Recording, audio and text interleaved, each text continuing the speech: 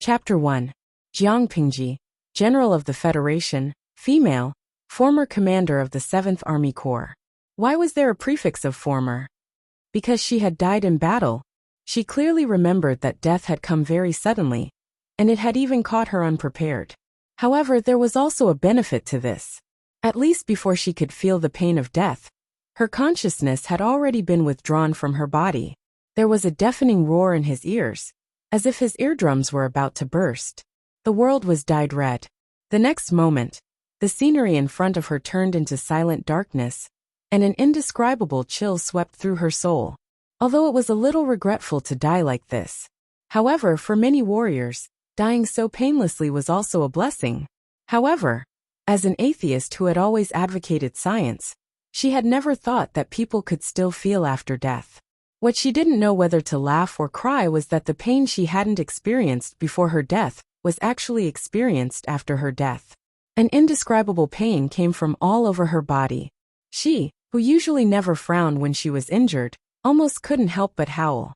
It hurt, and it was the kind of pain that made her see stars. This kind of pain left a deep impression on her.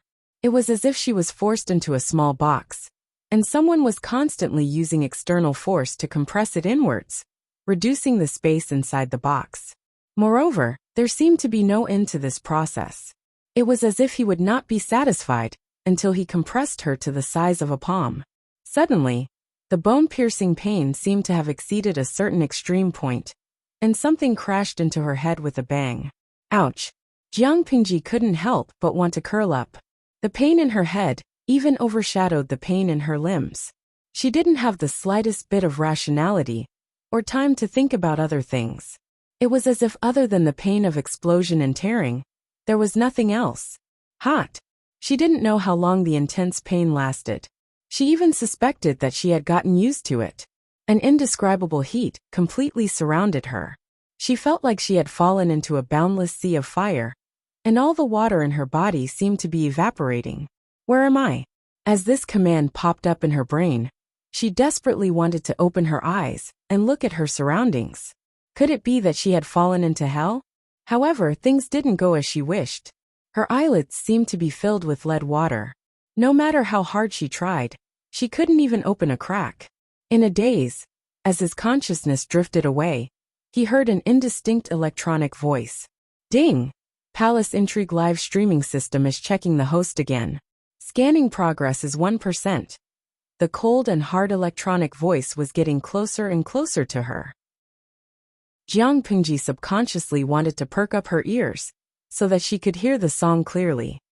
Scanning progress 23%, 27%, 36%, 42%, 51%. What is this thing? Jiang Pingji tried hard to gather her scattered consciousness and figure out who the owner of the voice was. However, the other party didn't seem to want to pay attention to it and continued broadcasting something. Beep. Host's body scan completed, binding confirmed. Binding in progress. Further verification of host identity, please wait. Verification in progress. Verification complete. Ding! A sharp voice sounded, and Jiang Pingji broke out in a cold sweat. She felt as if her brain had been stuffed with a cloud of black fog. She wanted to think, but she couldn't think of anything. The strange electronic voice was still broadcasting at a steady pace. Name, Jiang Pingji. Gender, female. Age, 41. Origin, unknown, tentative. Specialties, wrestling, tentative. Analysis, tentative. Other abilities, tentative. Attributes, unknown, tentative. Jiang Pingji's consciousness became clearer when she heard her name and age. The voice in her ears didn't seem so ethereal anymore. Beginning soul fusion. Fusion rate 1%. Beep. Insufficient points. Final fusion rate 3%. System. Palace Intrigue live streaming attendant 007 is at your service. Jiang Pingji Blue Lanting. After that, the voice fell silent again. It was as if it had never been there.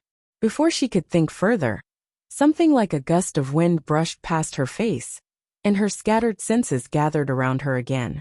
Vaguely, she felt as if the ground was shaking, and as time went by, the tremors grew stronger.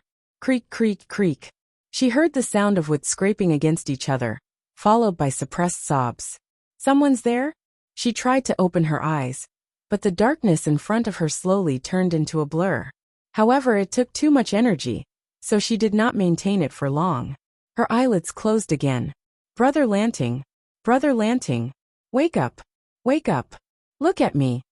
Jiang Pingji thought it had nothing to do with her, but she did not expect the owner of the voice to be crying and shaking her shoulders.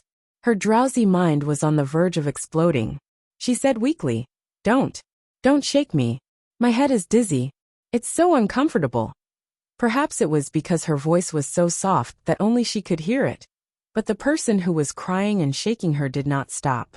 Finally, Jiang Pingji raised her hands to brush away the sinful hands, but her arms weighed 1,000 pounds. Even moving a finger took all her energy. In the end, she simply gave up on this action. She adjusted her breathing while enduring the noisy sobbing in her ears. She could not stop or resist, so she could only endure it. Perhaps when she got used to it, she would not feel so uncomfortable anymore. It was obvious that Jiang Pingji was not the only one who found the crying annoying. The other person even expressed his disgust. These stinky women only know how to cry. It's annoying to hear. Bah. Swallowing hard, the rough-looking man driving the cart raised his whip and lashed the horses hard. The mountain road was rugged, and the carriage was on the verge of falling apart. His curses did not stop the crying in the carriage. Instead, it became louder because of fear. Annoyed, the rough man raised his whip and whipped the curtain of the carriage a few times. The string of beads and bells rang, and the noble lady inside was frightened. Cry again, and I'll whip you to death. There was more than one carriage racing on the mountain road.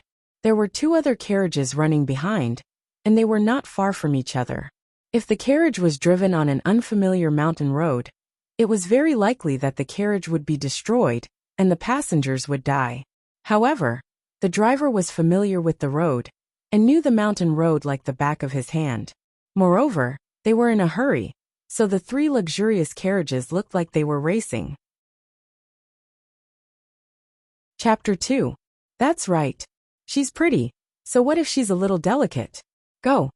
As he spoke, the coachman on the other carriage lashed out at the horse's butt. A crude man who doesn't understand pity. If a young lady cries a little, that's also pretty. If it was him crying, I would have slapped him twice.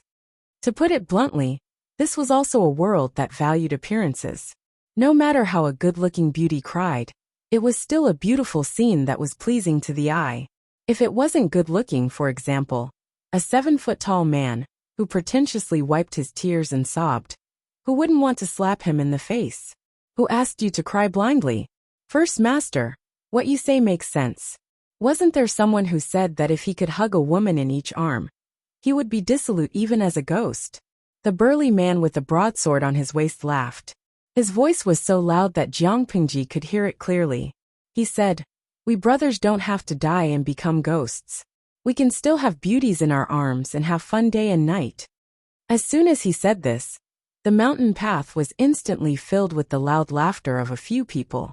There was an indescribable pleasure, lust and wickedness in it. This group of 7 burly men were all bandits living in the deep mountains near Hejian County. They had become bandits, robbing and committing all sorts of crimes. Someone said that a group of fairies had brought their maids and old women out for a stroll, and that there weren't many guards around them. Wasn't this because the heavens had sent a group of fairies to warm their beds, because they were lonely at night? Of course, what shocked them even more was to come. These fairies were actually noble ladies of the gentry clans. Seeing the clan emblem on the carriage, these bandits felt their hearts tremble. Although beauty was attractive, they had to be alive to enjoy it. But when they thought of the high and mighty noble ladies who had to go pale and enjoy themselves under them, who wouldn't have the guts to do so? In the face of beauty and the temptation of profit, the group of ferocious bandits immediately raised the broadswords in their hands and finally reaped a great harvest. Leader, why don't we just kill that sickly person inside and throw him out? It would be too unlucky if he died of illness on the way. The one who spoke was a crippled bandit. He pointed at the carriage and said, He looks like a kid. He's much uglier than those girls. Inside the carriage sat 3 beautiful young girls dressed in silks and satins. They were all quite young, but they were all true beauties. There was also a young man in a green robe curled up in the carriage. The jade crown that bound his hair was gone, and his long black hair was scattered all over the ground. She was curled up in the carriage, unconscious from the heat. Taking a closer look, one could see that his eyes were handsome, and his loose collar revealed a corner of his light yellow doo-doo. His chest was also slightly bulging. This was clearly a girl dressed as a man. The bearded first master laughed. She's a female after all. Let's keep her. We still have our brothers in the village. How can there be enough women? In the past, we didn't even see a female mosquito. Apart from Lao Si, who else had a woman to warm the Kong? Jiang Pengji listened to the conversation outside the carriage and was shocked. Sister Jingxian, Brother Lanting still hasn't woken up. What should we do? Jiang Pengji could hear the girls sobbing. The voice was unfamiliar to her, but the other party's message automatically appeared in her mind. You're already a clay Buddha crossing the river. How can you care about others? Wei Jingxian pursed her pale lips and gripped her handkerchief tightly. Her knuckles were white and red. She snapped. Mind your own business. Being scolded like that, the cat-like girl with red eyes lowered her head in fear. She did not dare to look Wei Jingxian in the eye. Everyone in Hejian County knew that the eldest daughter of the Wei family and the second son of the Lu family had been betrothed since they were young. However, how could the prideful Wei Jingxian maintain her composure when a childhood sweetheart turned into a childhood sweetheart who shared the same gender as her? If not for this incident, would she have to wait until the day of her wedding to find out that her husband was a girl? For Wei Jingxian, the humiliation that her fake husband brought her was probably worse than the unbridled laughter of the bandits outside.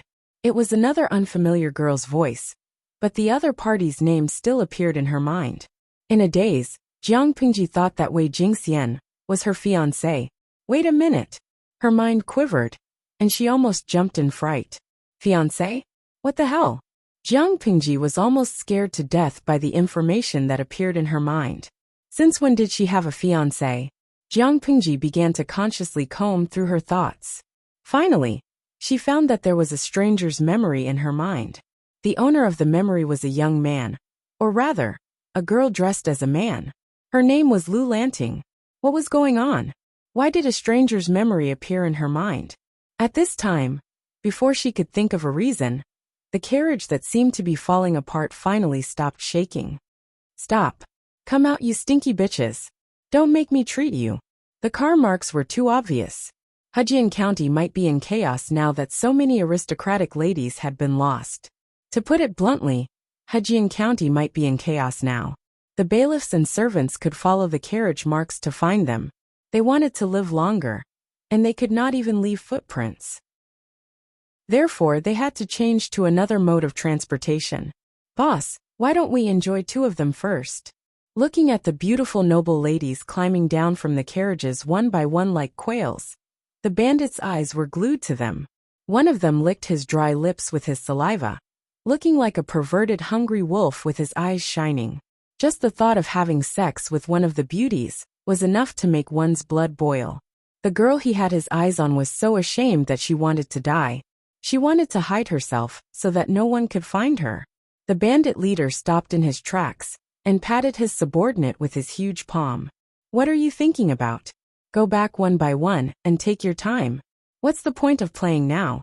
Who knows? Your captors will be here before you can even pull up your belt. With that, the bandit leader licked the blood at the corner of his mouth with a fierce look in his eyes. He looked at the noblewoman with an unfriendly gaze. Although it was easy, they had paid a price. There were more than 20 brothers who had come, but there were only 7 left. Since their boss had spoken, the bandits had no choice but to bear with it, but they could still take advantage of the situation. The crippled bandit carried the unconscious Jiang Pengji out of the carriage, cursing as he did so. No one knew that Lu Lanting, whose brain was about to explode, had quietly opened her eyes and then closed them again. System, Jiang Pengji called out in her heart, and a clean, transparent panel appeared in front of her. Name, Lu Lanting, Lu Shi Lanting, also known as Lu Lanting. Base strength 5. Strength fusion plus 30. Gender, female, disguised as a man. replacing the deceased brother, Lu Lanting, age 4112, born in the third year of Tianwu's flower festival birth. The second son, eldest, of the Lu family in Hejian County. Fiancé, Wei Jingxian, the second daughter of the Wei family in Hejian County. Specialty, 6 arts of rights, beginner, fighting, expert, analysis, tentative, other abilities, tentative, attributes, charm, hidden 21, appearance 75, channel, live stream, sufficient points yet to be unlocked. Streamer level 1 as a woman from the future who had come from the information age. Jiang Pingji did not pay much attention to entertainment, but she knew that there was something extraordinary in her mind. Chapter 3. Jiang Pingji closed her eyes. She had regained consciousness a long time ago, but she still couldn't control her limbs, which meant she couldn't use force to protect herself.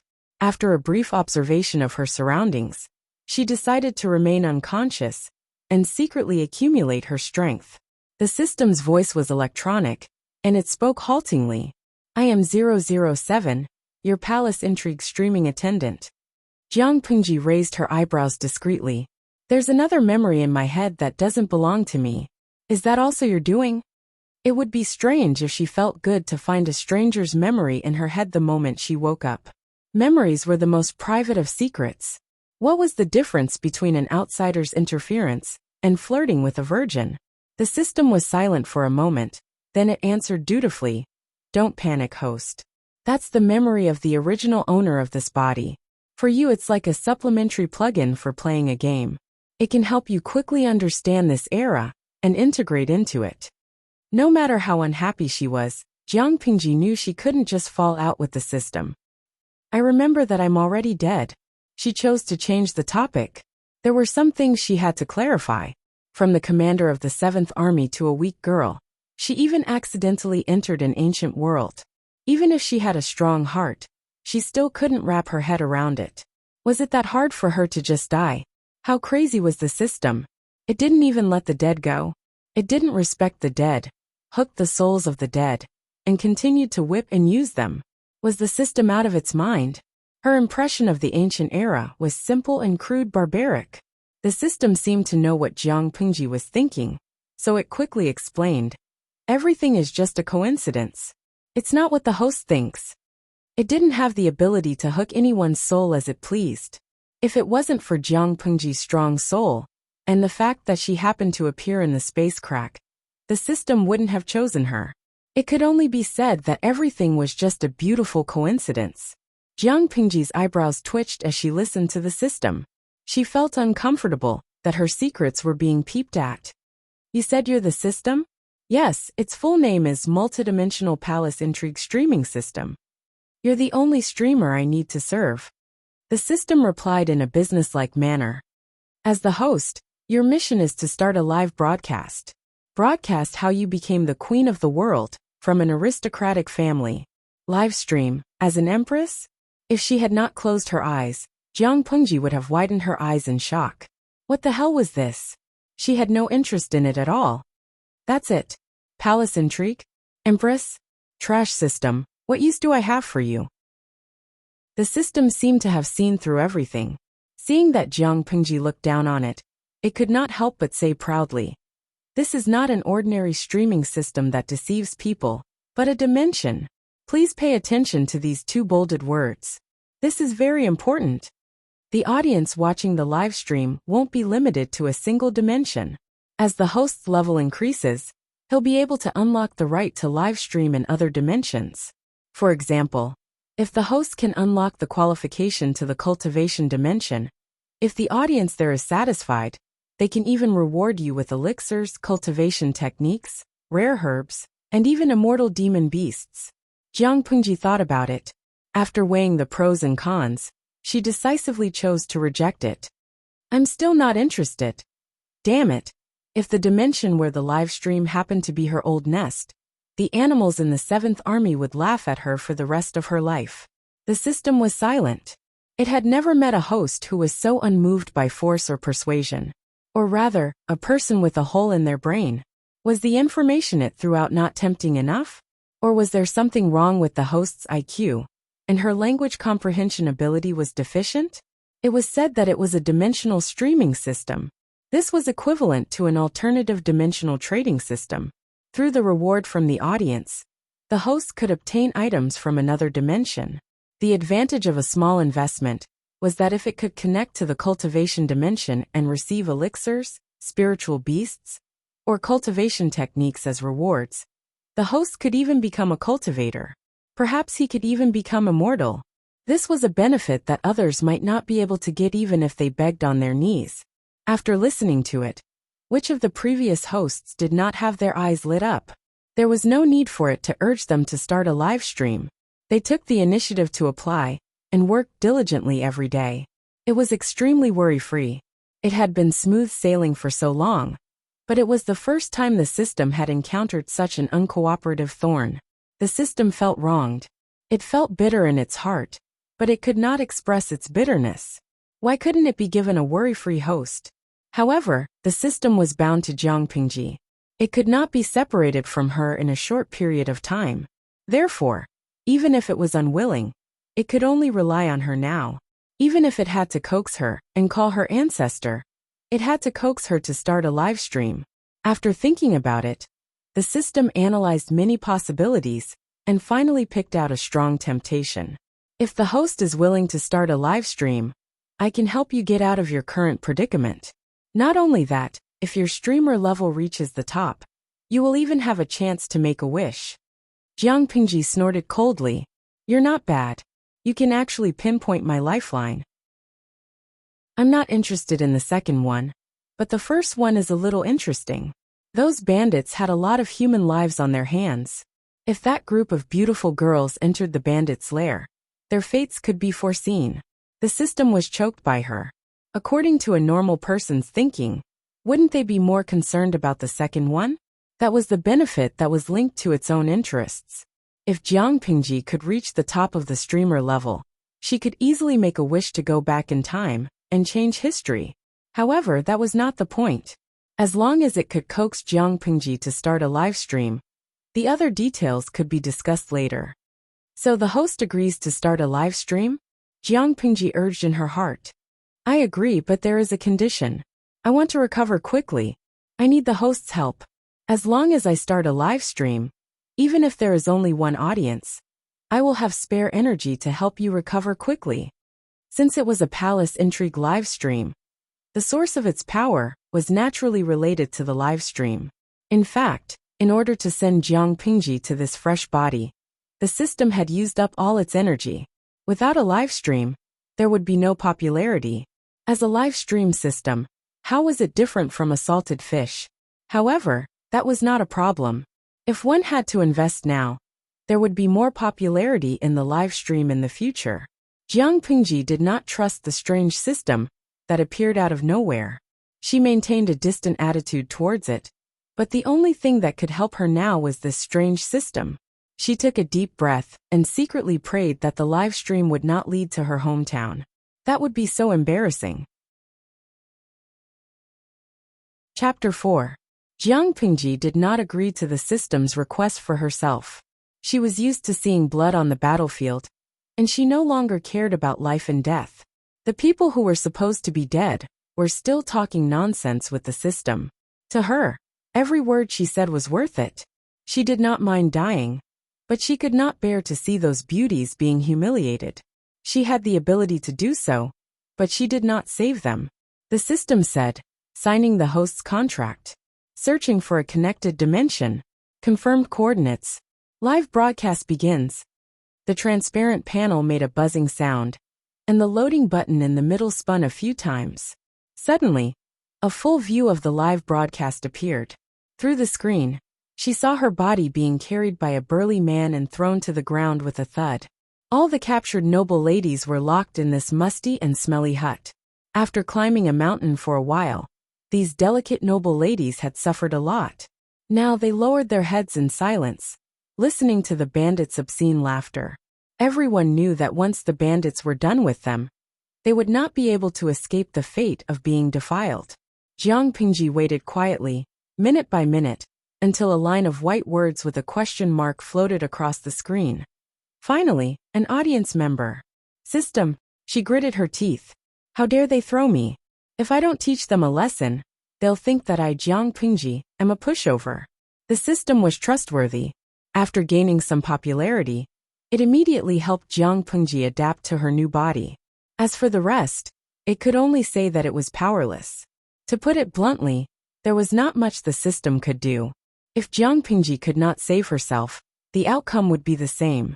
Of course, the system was very confident in Jiang Pingji, not because of anything else, but because of the Force Fusion plus 30 attribute. The so-called Force Fusion was to digitize the soul's force when it was alive and integrate it into the current body. It was one of the host's advantages, winning at the starting line.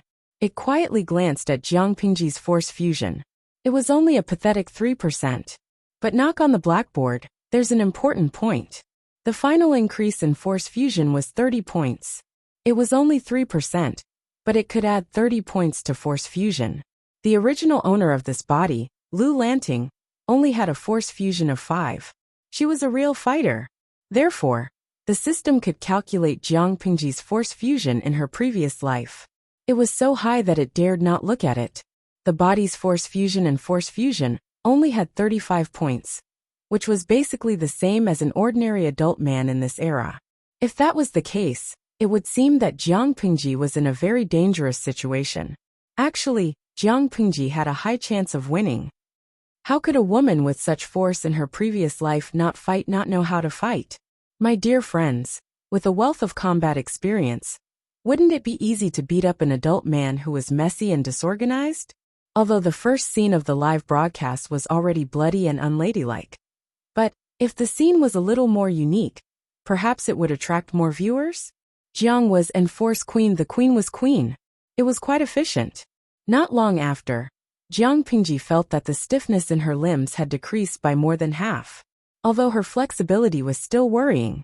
But this was someone else's body, so she could not ask for too much. She moved a little, and the results were gratifying. She couldn't help but secretly sigh in relief. To avoid trouble, the bandits tied all the noble ladies up when they got off the carriages. Even the unconscious Jiang Pingji was no exception. She opened her eyes and sat up from the ground. She frowned and moved her wrist. The bunny girl was the first to notice Jiang Pingji's actions. She could not hide her joy and tears welled up in her round eyes. Brother Lanting, sister, you're finally awake. That's great. Jiang Pingji looked in the direction of the voice. According to Lu Lanting's memory, the girl in front of her was very close to her. Yes, I'm awake. She smiled at the girl reassuringly. She was never stingy when it came to beautiful women. However, the harmonious atmosphere was interrupted by a disharmonious voice. Wei Jingxian sat in the corner with her hands tied behind her back. She snorted coldly and said with a sharp tone, "Why did you wake up at a time like this? Even if he wakes up, he would still be a burden." If she remained unconscious, the bandits might feel disgusted and let her go for now. Maybe they would come to rescue her. Wei Jingxian pursed her lips stubbornly to hide her true emotions. But in the next second, she met Jiang Pingji's gaze. She could not help but blush. But very quickly, she reacted, and her face turned pale again. She snorted and turned her back to the wall. Out of sight, out of mind, out of mind. Jiang Pingji saw Wei Jingxian's reaction, and was intrigued. Wow, she's a proud classical beauty. Jiang Pingji's cuteness was on point. Jiang Pingji did not have many hobbies in her life, but there was one thing she could not bear to change. She was obsessed with beautiful women. At that moment, a white message with a string of question marks appeared on the screen. It was sent by the first audience member, who did not seem to understand what was going on. Perhaps the room full of Lolas was too beautiful, so the audience member stayed. The rabbit girl looked at Jiang Pingji hesitantly, then at the sulking and ignoring Wei Jingxian. She was caught between a rock and a hard place. At that moment, Jiang Pingji tried to twist her wrist. The rabbit girl saw her move and said sadly, "Brother Lanting, even though you're my sister, I'm still used to calling you that. Those bandits tied me up so tightly that I couldn't untie it." Jiang Pingji secretly rolled her eyes. If she could not even break free from such simple restraints, how could she be the leader of the 7th Division? It was just a simple training course. and even a child who had just started school could break free. However, she did not let go immediately.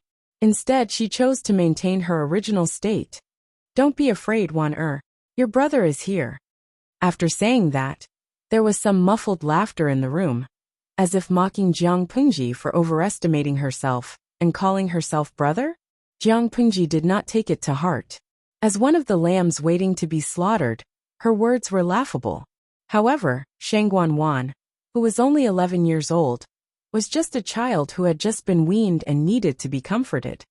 But, I'm still scared, Sob. I'm scared. Shangguan Wan was a little girl who liked to show off. She was the eldest daughter of the Shangguan family and the treasure of the family. She had been pampered since she was young and had never suffered such grievances. For the poetry outing, she had specially styled her hair into a cute double-ringed bun. Now that her hair was messy, she looked very pitiful. Chapter 5. Not only was Shangguan Wan not comforted, but she cried even more pitifully. Low sneers and disdain came from the surroundings, mocking her for overestimating herself. Wasn't Lu Lanting a complete loser? If he really had the ability, how could he have been scared by the bandits to the point of having a fever that wouldn't subside? Jiang Pengji glanced at them and directly translated the inner thoughts of the noble ladies. She couldn't refute it. Who asked the original owner to be a fighter? Fighting 5 trash, no human rights. Calculating the time, Jiang Pengji estimated that the bandits would be wiped out soon. Jiang Pengji closed her eyes and thought of a plan. See, this is the inconvenience of not having enough strength. If she was still her old self, why would she need to use her brain? She directly kicked open the door of the small dark room and tore apart any bandit she encountered with her bare hands. Her martial arts skills were not something that could be reasoned with. The simple and dim room was filled with a depressing atmosphere. No one said a word. The one who was most confused was probably that audience member. After a while, Jiang Pengji saw that the audience could not help but post a third bullet screen. This time it was not a series of question marks. Tudafetio can I ask, what is the host broadcasting? He stared blankly for a long time. Other than a few words from a group of people in ancient costumes, there was nothing else. However, the Lolas in this room were really good-looking. When they grew up, they would definitely charm people to death. Jiang Pengji lowered her eyes and seemed to be thinking about something. Seeing this, the system immediately reminded her. You don't have to speak directly. You can use your mind to transmit what you want to say. Host V. The main mission is to broadcast how to be a queen, and the current side mission is to save a room full of little Lolas. If the live broadcast fails, you may see all the little Lolas, including me, being raped by the bandits outside in real time. The system? What kind of host would be so brazen and frightening? The audience member sent another string of white ellipses. It was obvious that he was also frightened by Jiang Pengji, who was tough and violent. Tudafetio. I hope the host can complete the side mission. Moreover, it's currently the harmony period, so the scene of the side mission failing cannot be shown.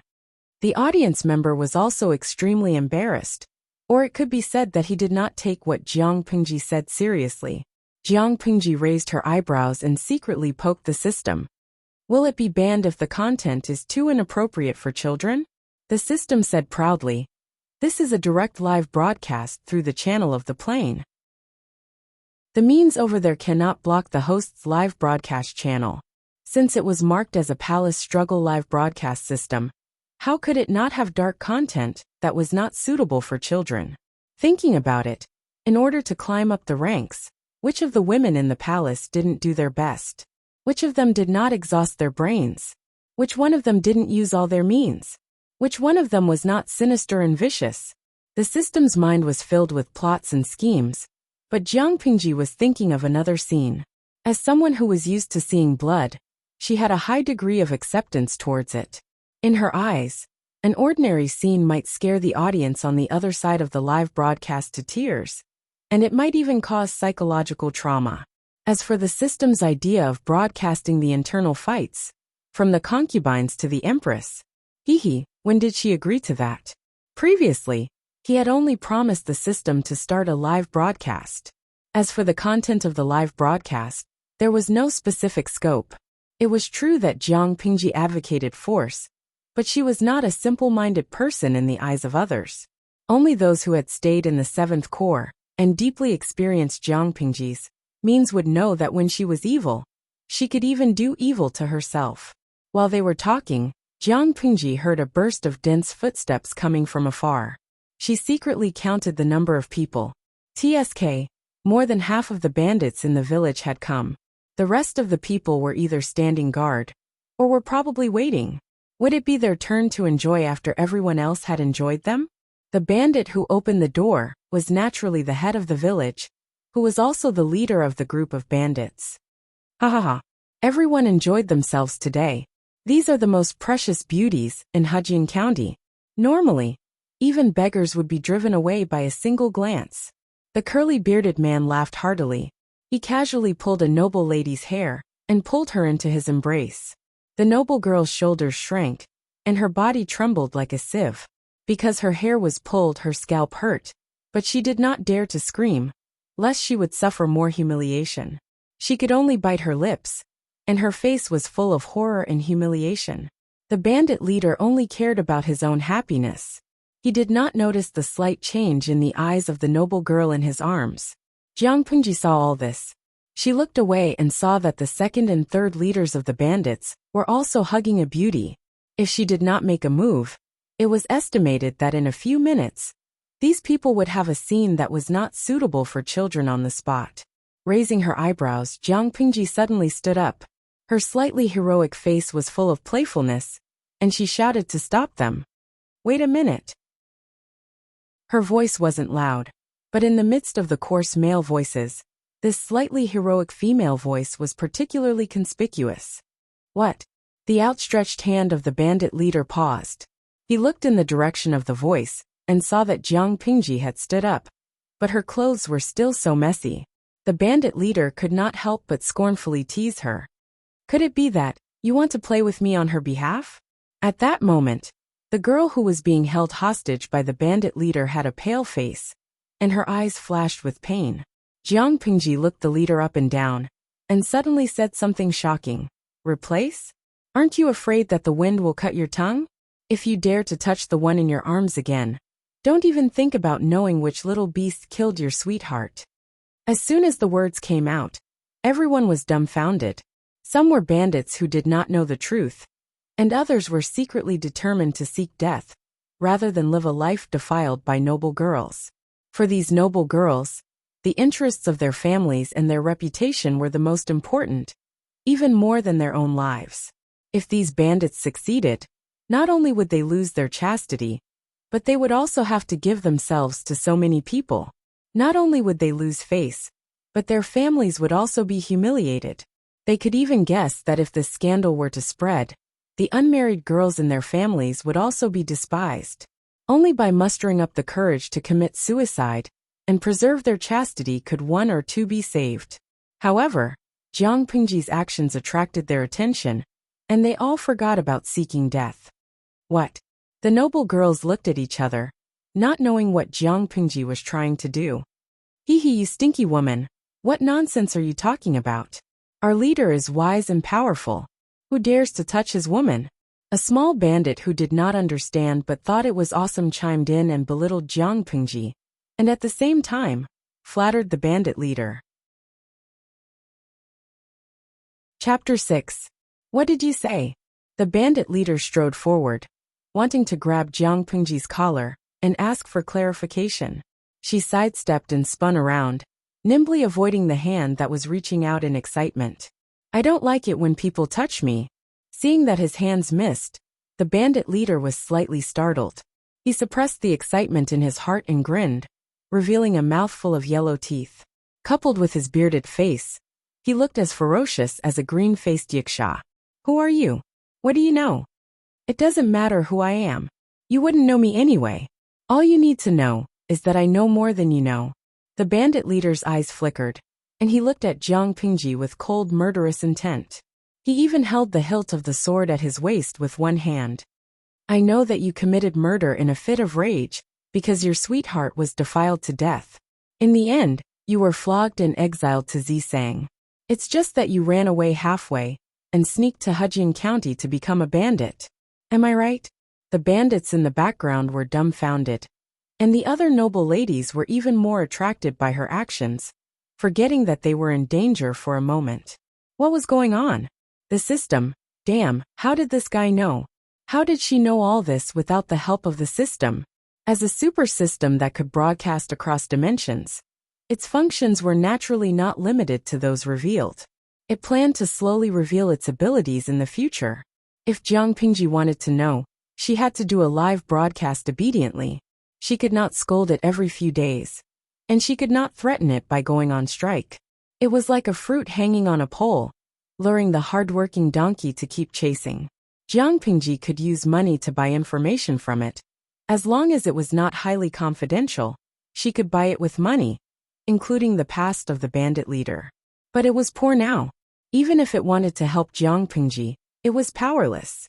So the question was, how was this guy so sure that the bandit leader had such a tragic sweetheart?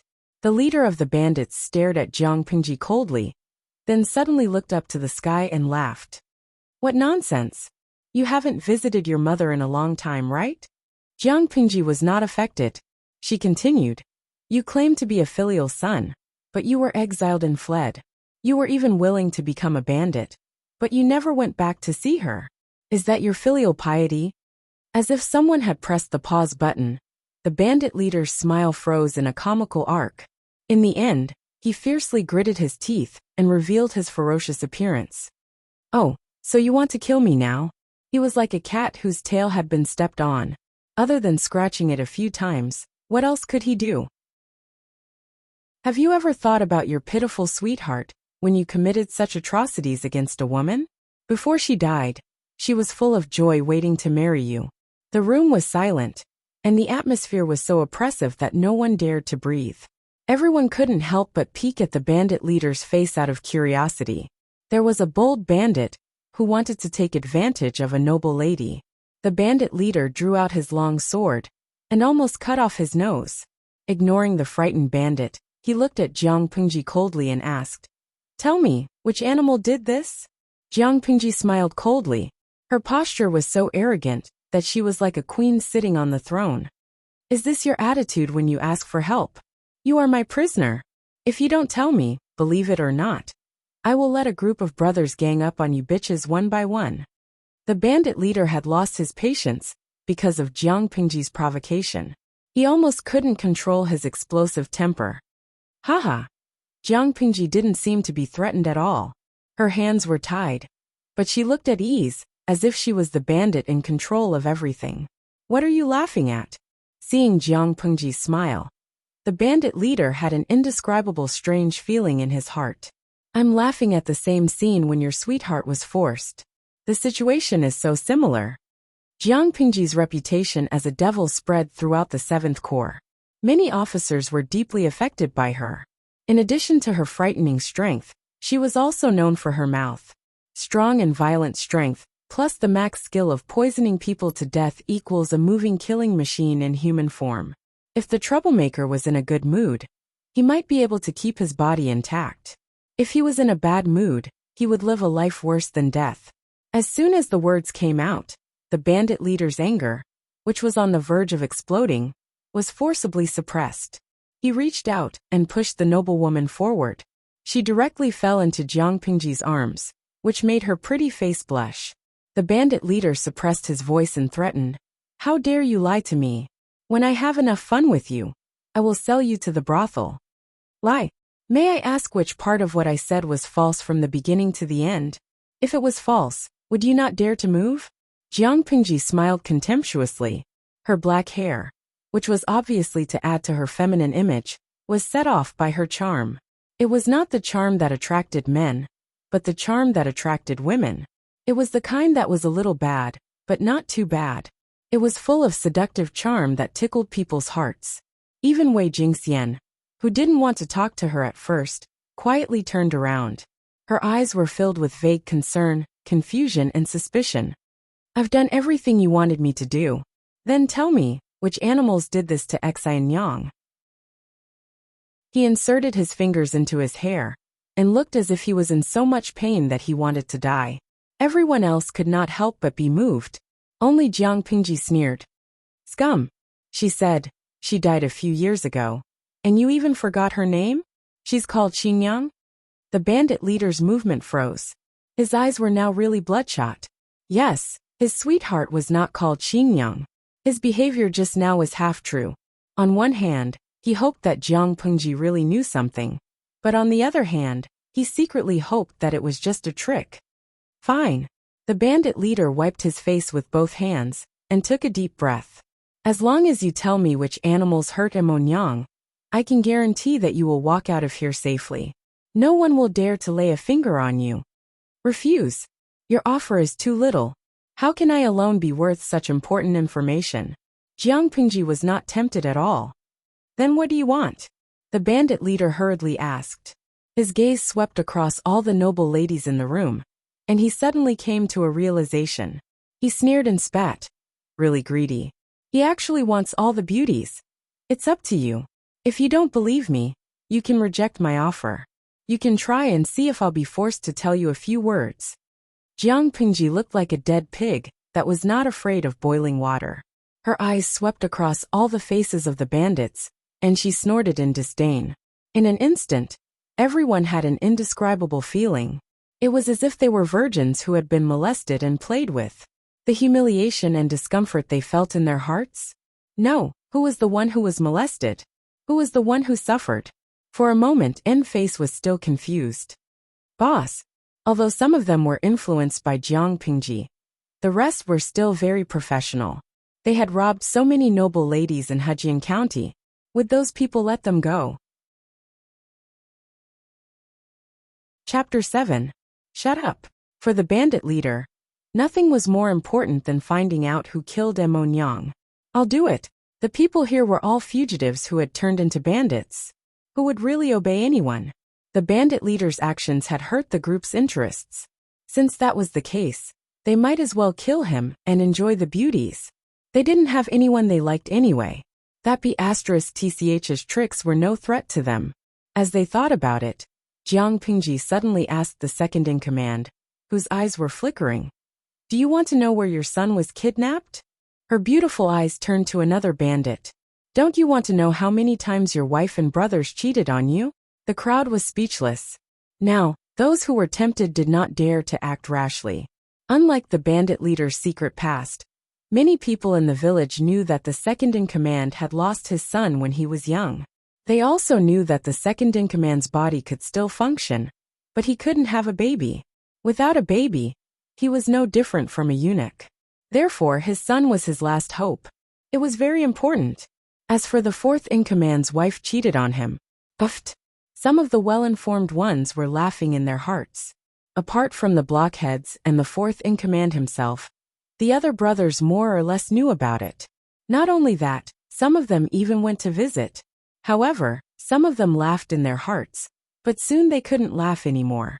The fourth-in-command didn't have any feelings for his wife, but he was very possessive. If he knew who had touched her, the consequences would be fatal.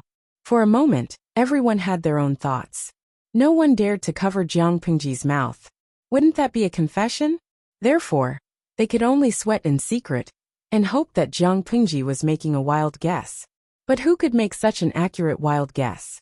The moment she opened her mouth, she stepped on the sore spot of others. That was too mysterious. If you want to know, Jiang Pingji looked around and saw everyone's reaction. Then, in front of all the bandits, she easily broke the hemp rope that bound her hands. Suddenly, she smiled sweetly and said in a low voice, "One by one. There's no hurry." Jiang Pingji was still young, but her eyes were clear.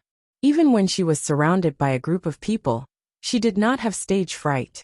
It could be seen that she had a card up her sleeve. Looking at her clothes, it was obvious that she was either a rich or noble young master, daughter of a noble family. How could she know about ordinary people like them in advance? Without the possibility of investigating in advance, she hit the nail on the head with every sentence. For a moment, the same thought appeared in everyone's mind. Could it be that she's also a godly diviner? Some people who had heard a lot of news couldn't help but think of Dongqing Dynasty's famous Iron-Mouthed Man. Master Yuanjing. It was said that not only was Master Yuanjing knowledgeable, but he was also well-versed in the past and present. He could see through a person's identity and background with just a glance. With such a vague idea, there were naturally some bandits who were skeptical, including the two who were named. Or it could be said that they had no choice but to believe it, because Jiang Pingji directly stepped on their weaknesses and said nothing wrong. The second master missed his son so much that he was going crazy, and the fourth master could not tolerate any man touching his woman. At this point, the system vaguely guessed Jiang Pingji's real intention. She was not only buying time for herself, but also for the noble families who had been captured. At the same time, it was also the most vicious part of her plan, killing with a borrowed knife. The system almost burst into tears when it thought of that. With such a ferocious and powerful host, there was no need to worry about the throne of the Empress. The noble ladies were all asked to leave the small dark room in a daze. The bandits were still drooling over them, but they did not make a move. Although he hated those gazes, compared to the previous embarrassing situation, it was much better now. Wei Jingxian secretly tugged on Jiang Pingji's sleeve, her eyes filled with suspicion and wariness. Jiang Pingji's heart skipped a beat. Is she starting to suspect me? She looked down and calmly met Wei Jingxian's gaze. I can protect Jing-er under the pear tree, and I can do the same now. Wei Jingxian was very naughty when she was young. She once avoided the servants and climbed up a pear tree. She could not get down and cried for a long time. In the end, it was Lu Lanting who found her and coaxed her to catch her. In the end, the little girl was too plump, and Lu Lanting, who was a weakling, was forced to recuperate for 3 months. That was a secret that only Wei Jingxian and Lu Lanting knew. Not even her personal servants knew about it. The wariness in Wei Jingxian's eyes faded, and she became more worried about Jiang Pingji. It's not as simple as climbing a pear tree. As long as it's related to Jing-er, I have to do it, no matter how hard it is, Jiang Pingji said solemnly. Jiang Pingji said solemnly. She raised her hand to tuck Wei Jingxian's messy hair behind her ear and straighten her crooked hairpin. A gentleman's promise is worth the weight of the 5 mountains.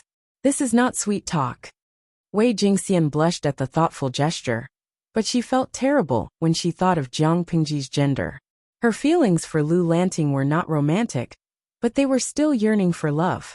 Lu Lanting was her fiancé, and the elders of both families thought highly of him. Wei Jingxian did not reject him. If they could get married, they would at least treat each other with respect. But now, everything was ruined.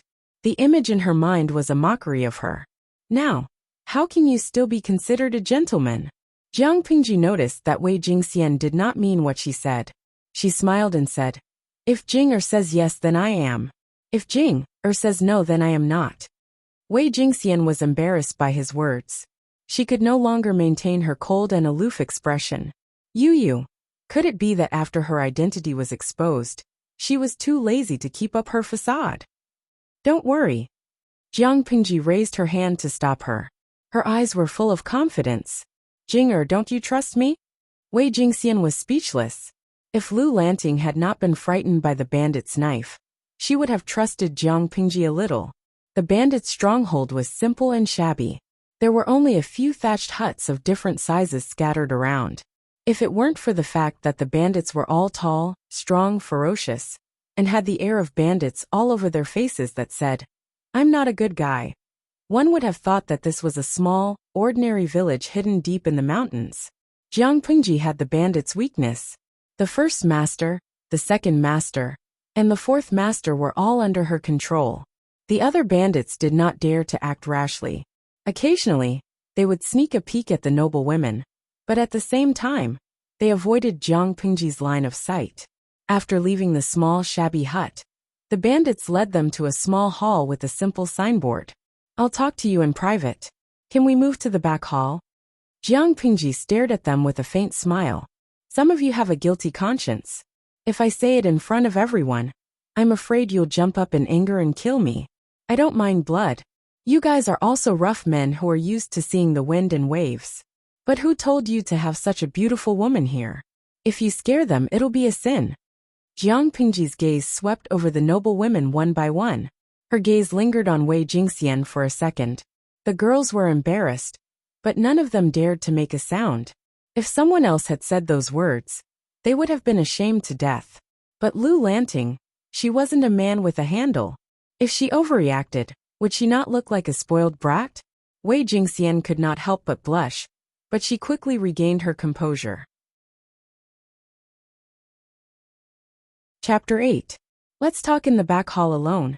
You have guts. Haha, I admire you. Please. The bandit leader seemed to have read some books. Although his behavior was also vulgar, compared to the bandits around him, he looked more scholarly and refined. While Jiang Pingji was sizing up the bandit leader, he was sizing her up as well, looking at Jiang Pingji, then looking at the noble ladies who couldn't help but hide behind her. There was an indescribable strange feeling in their hearts. It seemed that everyone in the house, including this woman with a temper, were women? Why were they so manly? Lanting. Wei Jingxian's heart raced when she saw that Jiang Pingji was really going to talk to the bandit leader alone. Although they had fallen into the bandits' lair and lost their reputation, they had not been harmed in any way. If they could be saved, their reputation would be tarnished. But if Jiang Pingji was alone with a bandit, it would be hard to explain. Don't worry. Wait for me. Jiang Pingji blinked her right eye. Her mischievous look made people's hearts skip a beat. The back hall was even simpler than the front hall. Jiang Pingji sat down on the main seat, crossed her long legs, and tilted her body. It was not an exaggeration to say that she was unrestrained and unrestrained. In the front, without Jiang Pingji's presence, the girls' days felt like years, and they were anxious.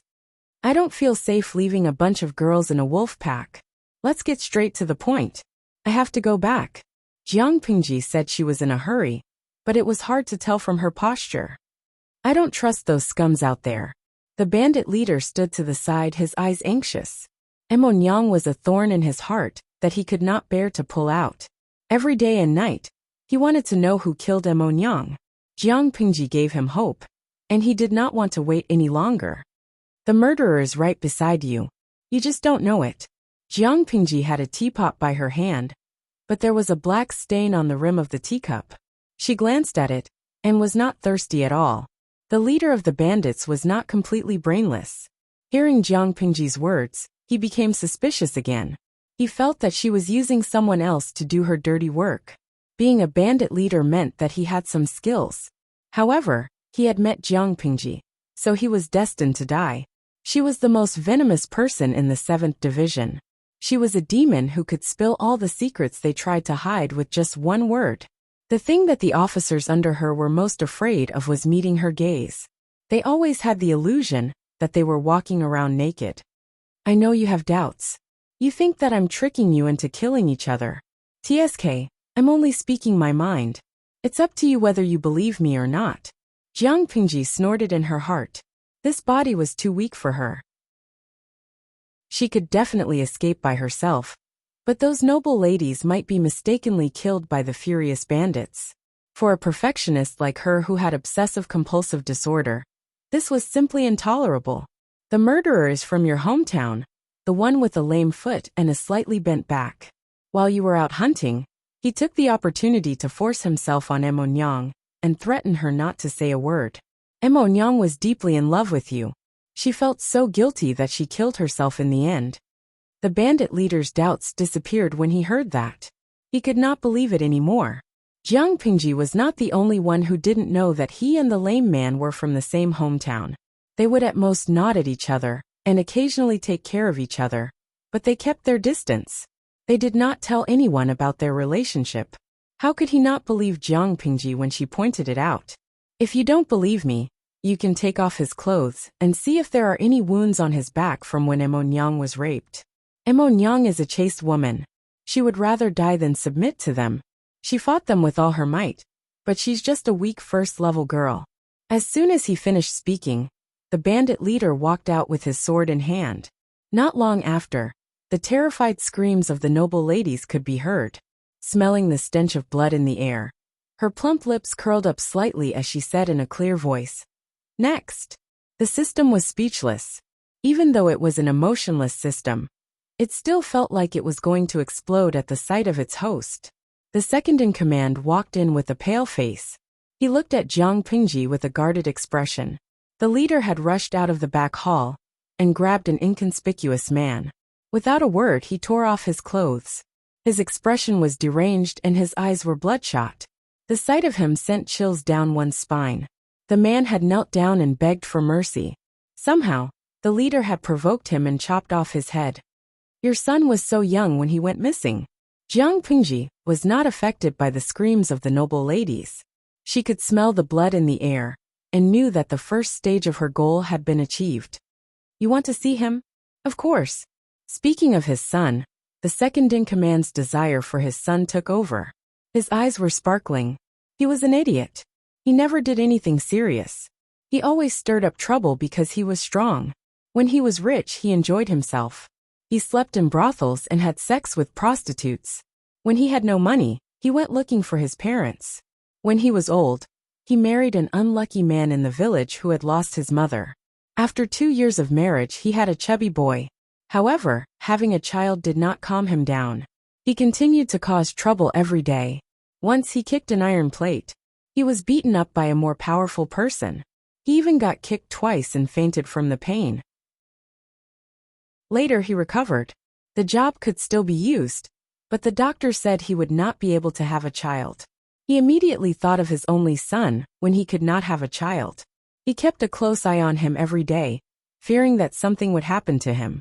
If this child died, wouldn't he be without descendants for the rest of his life? No one would offer incense to him after he died. Without a filial son, what was there to look forward to?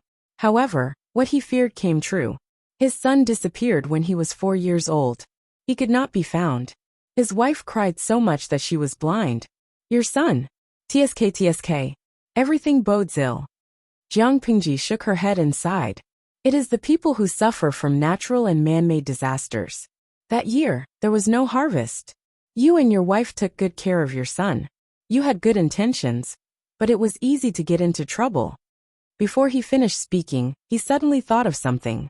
His eyes turned red, and he fell to the ground, as if all the energy in his body had been sucked out. During the year of the drought, everyone could not afford to eat. They could only eat wild grass and tree bark, but some people would catch other people's children to fill their stomachs. He was young and strong. He could barely feed his family. Sometimes, he was so greedy that he would touch other people's children.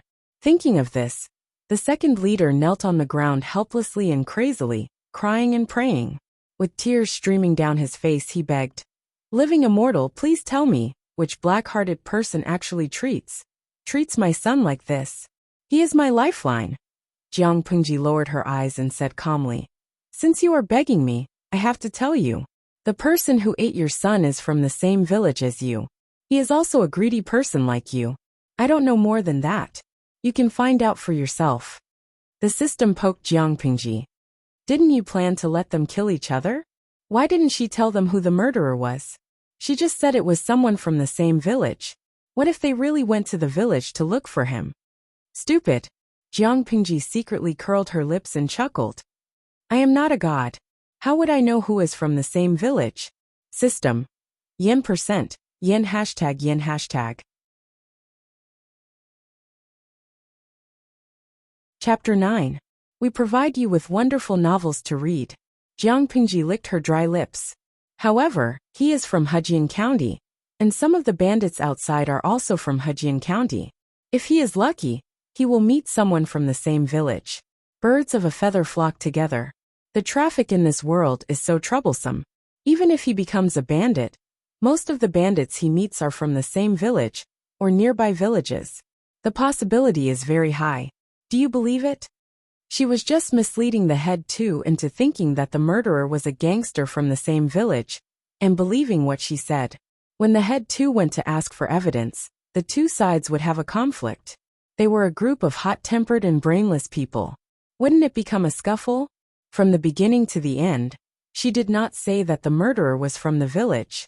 Even if they killed each other, what did it have to do with her? By the way, don't go.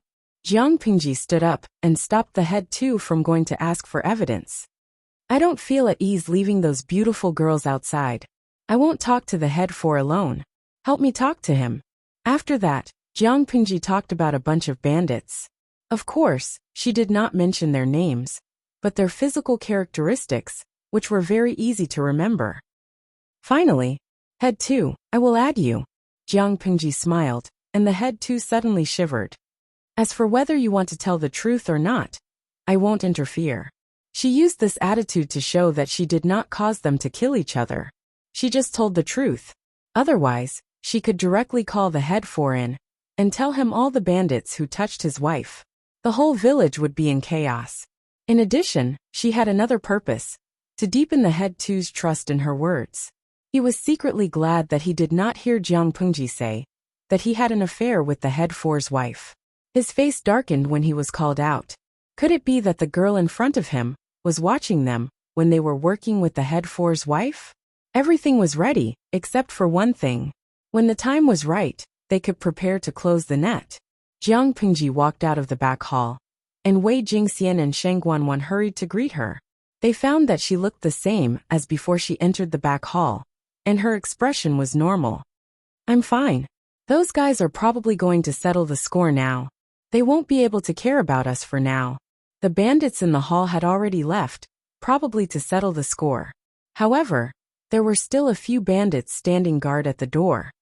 That thief said he would keep his promise and let us go. Sheng Guanwan hugged Jiang Pingji, feeling wronged. She looked disappointed. Now he has sent so many people to guard the door. He's obviously trying to break his promise. Brother Lanting, what should we do now? Knowing that Lu Lanting was not a brother but a sister, she felt that it was okay to be close. In the past, she had liked Lu Lanting and hoped to have a gentle brother who would protect her. He was not like the brothers in the family, who seemed harmonious on the surface, but were secretly mean. Sheng Guanwan had a good impression of Lu Lanting. However, at that time, Lu Lanting was engaged to Wei Jingxian, so she treated other noble ladies with disdain, which made her depressed for a long time. Although Sheng Guanwan was young, she was very clever and cunning. Lu Lanting was engaged to Wei Jingxian. Even if she treated Lu Lanting as a brother, others would still be jealous of her. Now that the brother had become the sister, she could act coquettishly. Could it be that those talkative maidservants would also make irresponsible remarks when they saw two beautiful girls hugging each other? Sheng Guanwan was favored in the family, not only because she was the only daughter of the first wife, but also because she liked to act coquettishly in front of the elders. She was different from the other noble ladies who behaved like yes-men. He was like a happy person, always able to coax the elders until their faces were glowing, and they were smiling non-stop. Wei Jingxian's eyes widened when she saw Sheng Guanwan like that. She was about to say that it was inappropriate for men and women to touch each other, not to mention that Lu Lanting was engaged. However, when she saw the doting smile on Jiang Pingji's face, she swallowed her words. Her chest hurt. Lu Lanting was a woman. A woman. A woman. I didn't expect them to keep their promise. Why do you think these vicious bandits are gentlemanly? Jiang Pingji imitated Lu Lanting's usual tone and slowly added her own. They're just stalling for time. But, Sheng Guanwan's eyes widened. She covered her mouth with both hands, afraid that the bandits outside would overhear her. She lowered her voice and said anxiously, But, if they don't give up, we'll still be in danger. Jiang Pingji raised her hand and gently pinched the little girl's cheeks. Who said so? Brother Lanting will take you away soon. Sheng Guanwan's chubby cheeks were full of collagen. It felt so good to the touch. Jiang Pingji took the jade hairpin from her hair. Let me borrow your hairpin. Sheng Guanwan blushed and hid behind Wei Jingxian coquettishly. Brother Lanting, now that you've lost your cover, you've finally shown your fox tail. Jiang Pingji was amused. She crossed her arms in front of her chest and licked the back of her molars. Her smile was full of evil charm and a little naughty. Since you're teasing me, I won't take you away. But I'll take Jinger with me. Wei Jingxian, who was ridiculed for no reason, was embarrassed and annoyed. But Jiang Pingji was indifferent. In the end, Jiang Pingji could only glare at her to warn her not to talk nonsense. To an outsider, Jiang Pingji looked shy. If it was a man who was being glared at, his bones would have gone limp. Needless to say, There really was a person whose bones had gone soft. But it was not a bandit. It was Tutufacio, a member of the audience. As a member of the audience, Tutufacio tipped Jiang Pingji 520 lollipops to show his presence. Tutufacio. That little girl is so cute.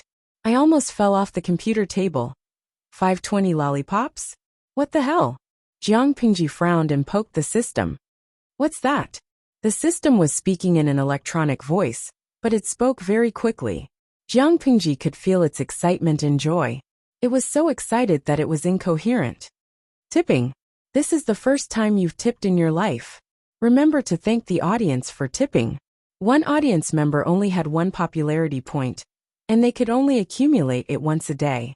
In other words, no matter how many times the audience member entered the channel, they could only accumulate one popularity point a day.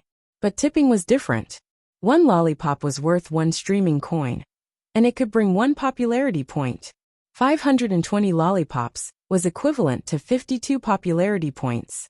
Jiang Pingji could get half of it, and the other half belonged to the system. Thank you? Jiang Pingji raised her eyebrows and asked bluntly, You haven't been infected by a virus, have you? That's a matter of manners. The system thought of Jiang Pingji's cruel behavior and regretted it. The host was a person of her own will. Rudely exposing the system, she rolled her eyes. But all I hear is your flattery. Her confrontation with the system was carried out in secret, so the audience member Tutufacio did not know. Chapter 10. Looking at the room full of noble ladies who regarded her as their backbone, Jiang Pingji stopped fooling around and became more serious. Her tone was firm. All of you wait patiently. When the time is right, we will be able to leave. Those thieves will be fighting amongst themselves soon. Playing with the hairpin that Shang Guanwan had lent her, Jiang Pingji became more and more dissatisfied. This was not a gold or silver hairpin, but a bright and pure jade hairpin. Even if she didn't know much about it, she knew that it was very valuable. In her hand, the hairpin felt warm and smooth to the touch, and the style was lively and cute, which showed the care of the person who gave it.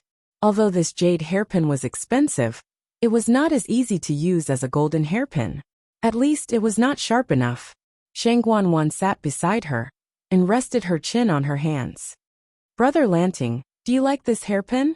I don't like it. Jiang Pingji looked up at the little girl and said honestly, It's not sharp enough to kill. Shang Guanwan's face turned pale. She recalled the bloody scene of the bandit leader chopping off someone's head. She could not imagine Lu Lanting to be such a cruel person. She muttered, Brother Lanting, don't let me see you chop off someone's head. Jiang Pingji didn't know whether to laugh or cry. She rolled her eyes and smirked. How can your hairpin cut people? The most I can do is stab it in the throat. After saying that, she made a feint, scaring Shang Guanwan so much that she jumped up like a startled rabbit. She immediately ran far away and hid behind Wei Jingxian. Other than the two ladies who were close to Lu Lanting, the rest of the noble ladies sat further away from Lu Lanting. Some of them tidied up their messy hair and clothes, but none of them approached Lu Lanting to talk. They did not interact much with Lu Lanting, and some of them did not even know her. This is for you. How could one's hairpin hurt anyone? Wei Jingxian's feelings towards Jiang Pingji were very complicated.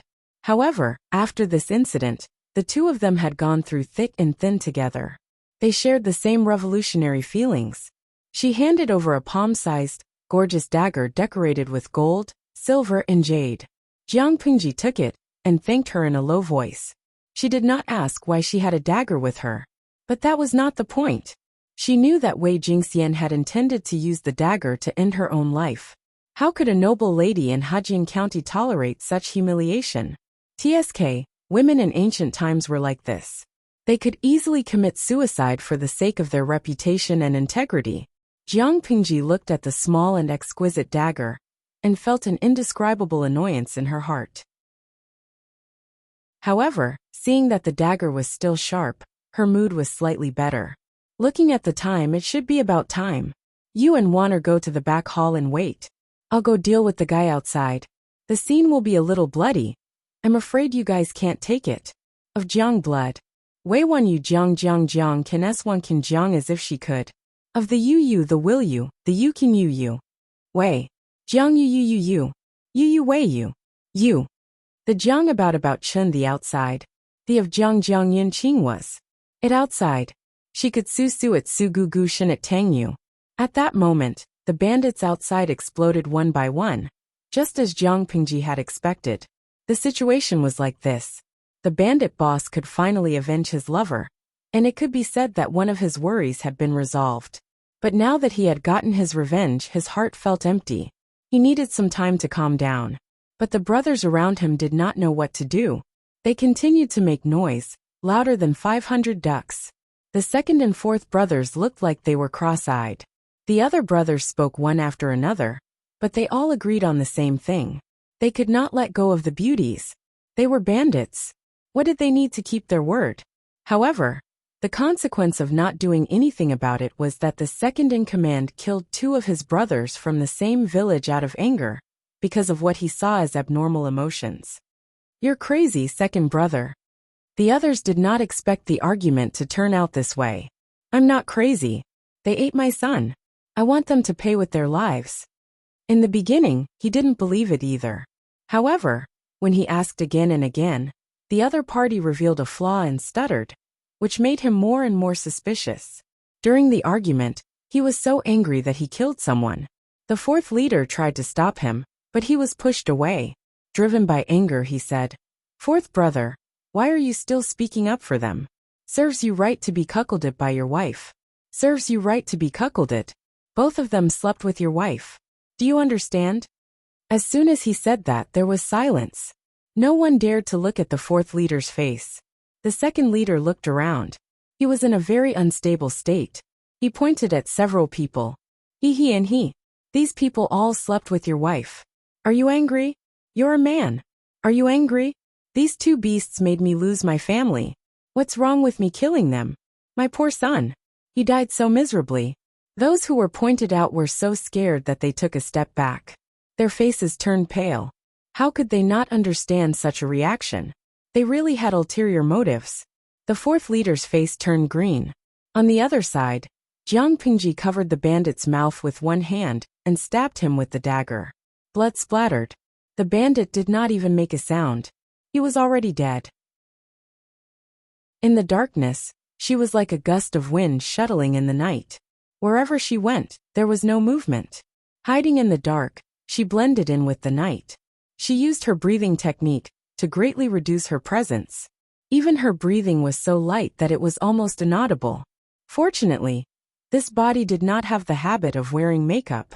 Otherwise, the fragrance on her body could expose her existence.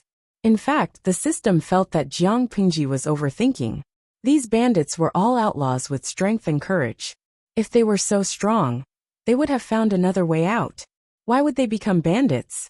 They would go out from time to rob people to survive. The system had no emotions. It was not moved by Jiang Pingji's killing.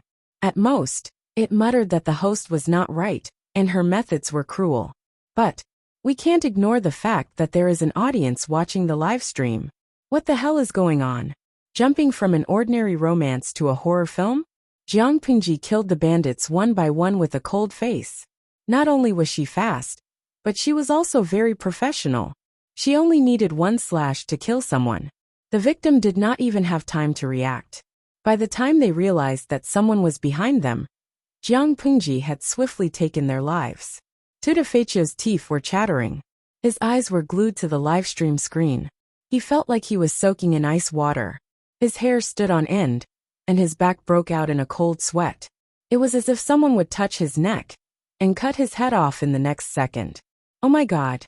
How could such a restricted and disturbing livestream be broadcasted? He was going to call the police. Chapter 11. Jiang Pingji did not have the self-awareness of the livestream at all. Especially after the system's flattery just now, she felt even more sick of it. To her, the so-called live broadcast was nothing more than the system's wishful thinking. In reality, she still had the initiative. The live broadcast was just like that. If there were people who came, they would watch. If there were no people, they would just leave it on.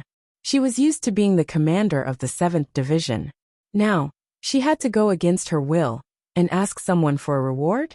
Hee, what system? Scram to the side. Lu Lanting's body was still young, but Jiang Pingji's strength was astonishing. After a short while, he killed another bandit and quickly cleaned up the aftermath. The force of the blood that spurted out was not light, and it was easy to make a sound. If she was not careful, her position would be exposed. Moreover, if there was too much blood, the smell of blood would be strong within a certain range, and it would be difficult to disperse in a short period of time.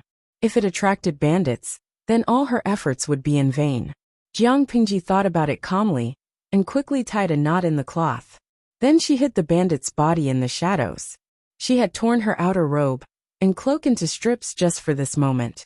Soon, apart from the gangsters she had killed, there were very few left. Coldly looking at the few candles in the bandits' village, Jiang Pingji's plump lips curled into a smile that was full of blood. Under the moonlight, the dagger that had seen blood looked cold, and the faint smell of blood lingered around it. Like Jiang Pingji in her green robes, Lu Lanting's body was gentle and harmless, but her aura made her look like a demon from hell. The system laughed awkwardly. Host, what did you do before? With this kind of strength, he should be partnered with the world-conquering system. He could reach the pinnacle of life in minutes. I thought you knew everything. As for me, my previous profession was naturally a professional killer. As soon as he said that, Tudafecio and the system, who were scared to death but still couldn't help but watch, felt a chill run down their spines. With a squeak, Jiang Pingji pushed open the half-closed door with one hand. The thick stench of blood wafted out of the house, and corpses were strewn all over the place. She didn't even look at it. She stepped over the broken arm under her feet, and the soles of her shoes were full of warm blood. As she walked closer step by step, she left behind a trail of bloody footprints. Looks like you're even dumber than I thought. Inside the room, the bandits, who had suffered heavy injuries on both sides, were lying on tables or chairs, looking battered and exhausted. The few leaders were still alive. When he raised the broadsword in his hand, violent emotions dominated his mind, and he couldn't stop killing. The fourth leader was the craziest. He was so angry that he wanted to chop those who had cuckolded him. The second leader didn't care. The others wanted to stop him. Later on, he accidentally hurt himself. He was originally not angry, but now he became angry. He spoke without thinking and exposed many scandals, dragging the second master down with him. In the end, it was what Jiang Pingji saw. The group of people no longer had the strength to continue fighting. While they were on guard against the enemy's sneak attacks, they were also panting to recover their strength. When the door opened and the cold night wind blew into the room, everyone shivered. Their frenzied and furious minds calmed down quite a bit. He thought it was the first master, but Jiang Pingji's voice rang out instead. They all turned their heads to look, and their faces turned pale. Just based on what she said, these people looked at the scene around them and immediately understood that they had been tricked. The bandit leaning on the chair glared angrily, and he wanted to kill someone. You sinister be asterisk tch. How rude. Jiang Pingji finished off the bandit with a knife. As she pulled out the knife, she twisted her wrist and used her strength to shoot the dagger straight into the neck of another bandit who wanted to call for help. Then there was a thud. The dagger went through his neck and was directly nailed to the wooden pillar behind him. Even if it was a bandit with his limbs intact, she could easily deal with him, let alone a few guys who were struggling at death's door. Jiang Pingji looked at the only two survivors in the room. They were already scared out of their wits. They cried for help while shaking their heads and crawling backwards. He was too scared. The thing under him loosened, and hot urine stained his crotch, leaving a dark and wet mark on the ground. Don't. I beg you. Don't kill me. I don't want to die. I really don't want to die. I was wrong. Please. With a desperate cry, the bandit thought that Jiang Pingji was the black and white impermanence who chased after him. Apologize? What's the use of apologizing? Jiang Pingji sneered. I'm not here to listen to your excuses. This time she did not use a dagger. Instead, she grabbed the bandit's neck with one hand, lifted him up, and skillfully broke his neck with her fingers. Seeing that the bandit's eyes were almost bulging out of their sockets, and his 7 orifices were bleeding. Jiang Pingji snorted, and then sat on the main seat of the bandit hall. As for the audience and the system who had been watching, they were so scared that they did not dare to make a sound. 3, 2, 1. Jiang Pingji said in her heart. The heavy and messy footsteps were getting closer and closer. The bandit boss rushed in, and was shocked by the dead people in the room. He looked at Jiang Pingji's cold eyes and saw her playing with a dagger. Her body was lying on the main seat, covered with animal skin. Do you know what I hate the most? Kidnapping. You should be aware of this when you fall into my hands. You. The bandit boss looked at the corpses in the room incredulously, especially when he saw a few of them died miserably. He could not help but take a few steps back, as if he had been hit by a big hammer. You lied to me? TSK. It sounded like she was the main heroine who was fooled by a scumbag. Her brain had crashed for a long time before she realized that she had been fooled. Jiang Pingji smiled, but did not say anything. The bandit boss's brain quickly restarted. With a swish, he pulled out the knife from his waist. The muscles on his arms were bulging, and the veins on his face were popping. Obviously, he was extremely angry. Everything in front of him was scarlet. He could not vent his anger without killing Jiang Pingji. Brains are a good thing. I hope you will have one in your next life. Jiang Pingji easily dodged the attack. The corners of her green clothes flew and danced with her movements. There was an indescribable beauty to it. She bent her elbow and hit his ribs. The bandit boss instantly felt that half of his body was numb, and he could not feel anything. After that, the surroundings became silent. The only thing that could be heard was the muffled sound of hitting, accompanied by the crisp sound of bones cracking. Jiang Pingji looked refreshed. She stepped on the bandit boss's chest and said condescendingly, "Lie down." The bandit boss tried his best to raise his head. Hot blood kept flowing out of his throat and dyed half of his face red. He still did not understand why he had been fooled. How did she know about Emonyang? Even if he had to die, he had to find out. Chapter 12. He kept trying to say something, but in the end, he could only mutter a few words. But Jiang Pingji could understand. Love Gobe small talk netka system. Actually, it wanted to know how Jiang Pingji knew the information, and how she managed to deceive the bandits. She looked up at the sky outside the door. It was still early. I'm a kind person. Since you want to know, I'll let you die in peace. System. Are you that kind? You have a sachet with a handkerchief on your waist. Looking at the design, stitching, and age of the sachet, it's obvious that it's not for a man. In other words, the owner should be a young woman. You care a lot about the sachet. You'll rub it subconsciously. Even after you've changed your clothes, you'll still carry it. Who is the owner to you? Jiang Pingji reclined on the main seat with one hand on the armrest, and her legs on the other. She looked very lazy. There's a tattoo on your face. Even though you've grown a full beard, if you have good eyesight, you'll still be able to see it. Of course, other than me, everyone else seems to be blind, so they didn't see it. You don't forget to step on others while pretending to be cool. How shameless, system. The tattoo clearly states the county where you were sentenced, and the content of your exile to Zisong. But as an exiled criminal, you appeared in Hejian County. Needless to say, you've become a fugitive. I don't think you'd dare return to your hometown to visit your family. If an exiled criminal escaped, it would be fine if they weren't caught. But if they were, they'd be beaten to death. Taking a deep breath, she continued unhurriedly. The way you looked at the sachet was very painful, but also very reluctant and regretful. So I boldly assumed that the woman was already dead, and the cause of her death was not normal. After a bit of deception, it was indeed so. System. No. Emonyang could have died under other circumstances. Jiang Pingji secretly rolled her eyes and said to it, when a person has a very deep impression and emotion about a certain behavior, his breath and expression will change when the same thing happens. This is a reflexive psychological reaction. Therefore, when the noble ladies were pulled out of the carriage, and a bandit said he wanted to have a go at them on the spot, the bandit leader reacted that way. The system said, who would even think about that? As for your fellow countrymen, Jiang Pingji grinned, revealing a row of white teeth. as if she was amused. When I mentioned the cause of Emonyang's death, and that I knew who the murderer was, his reaction told me that he was guilty. It's a kind of fear that someone will find out the truth.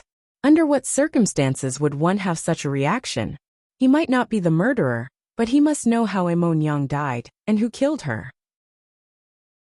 He must be a witness and an insider, but he doesn't dare to tell you, because of his guilty conscience. When the bandit boss interrogated him, as long as the cripple showed even the slightest hint of panic, he would be labeled as Emonyang's murderer.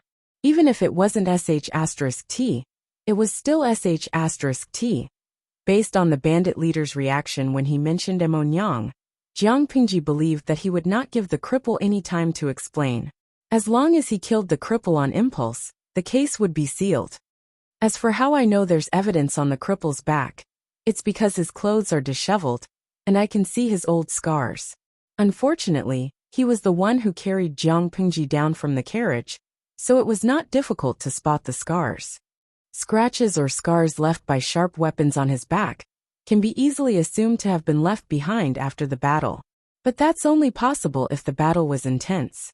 She did not know when the cripple got those scars, but it gave her an opportunity to make a fuss. How could Jiang Pingji be labeled as a cruel demon by the soldiers of the 7th Army? Other than her strength, it was also because of her mouth. No one wanted to walk around in front of their superior and have them know what they ate and drank in the morning, whether they slept alone the night before, whether they had any weird habits when they slept, whether they cheated on someone. Just thinking about it made them wish they were dead. Because of Jiang Pingji's cruelty, the soldiers of the 7th Army, from the officers to the soldiers, always had the best hygiene and appearance. As for the second leader's son, when you brought him here, I saw a row of children's shoes drying in front of a thatched hut. Jiang Pingji gestured and continued. The size of the shoes should be that of a 4 or 5-year-old child. One of the shoes was very old, but it was washed clean. The soles were worn, which meant that someone had worn them before. The rest of the shoes were new and smooth, without any traces of wear. Jiang Pingji was amused. She laughed and said, "Your second leader was drooling over women, but he still remembered to take those shoes back. TSK. There must be a reason. That's why I think he had a son, but he's dead." It was possible that he had been kidnapped and sold, or that he had been taken away by a wild beast. However, since Jiang Pingji wanted them to kill each other, she had to choose the most tragic way. The more the 4th leader loved his son, the more tragic his son's death was, and the harder it was for him to control his emotions. In Lu Lanting's memory, there had been 2 years of drought, so she decided to use the reason of the son's death as food. It was a provocative enough reason. After confirming that, it was up to her how she wanted to bullshit. Regardless of whether her speculation was correct or not, she had to look confident. She had to make people believe that she was telling the truth. Not only that, but the reaction of the person in question would also help her speculate and make her story as close to the truth as possible. When the leader of the bandits said that his lover was Xinyang, his breathing did not change much, so Jiang Pingji knew that he was lying. She tested him, and sure enough it was true. From this, it could be seen how good Jiang Pingji's lying skills were. She felt so comfortable that she changed her position and continued to lie down. She even stretched and yawned. It's even simpler for the 4th leader. There are traces of a woman living in this village. Among all the bandits, only the 4th leader is well-dressed, or rather, has a woman taking care of him. However, due to his passion for sex, his relationship with that woman is worrying. As for why I think that the woman might have an affair with another man, Jiang Pingji shrugged.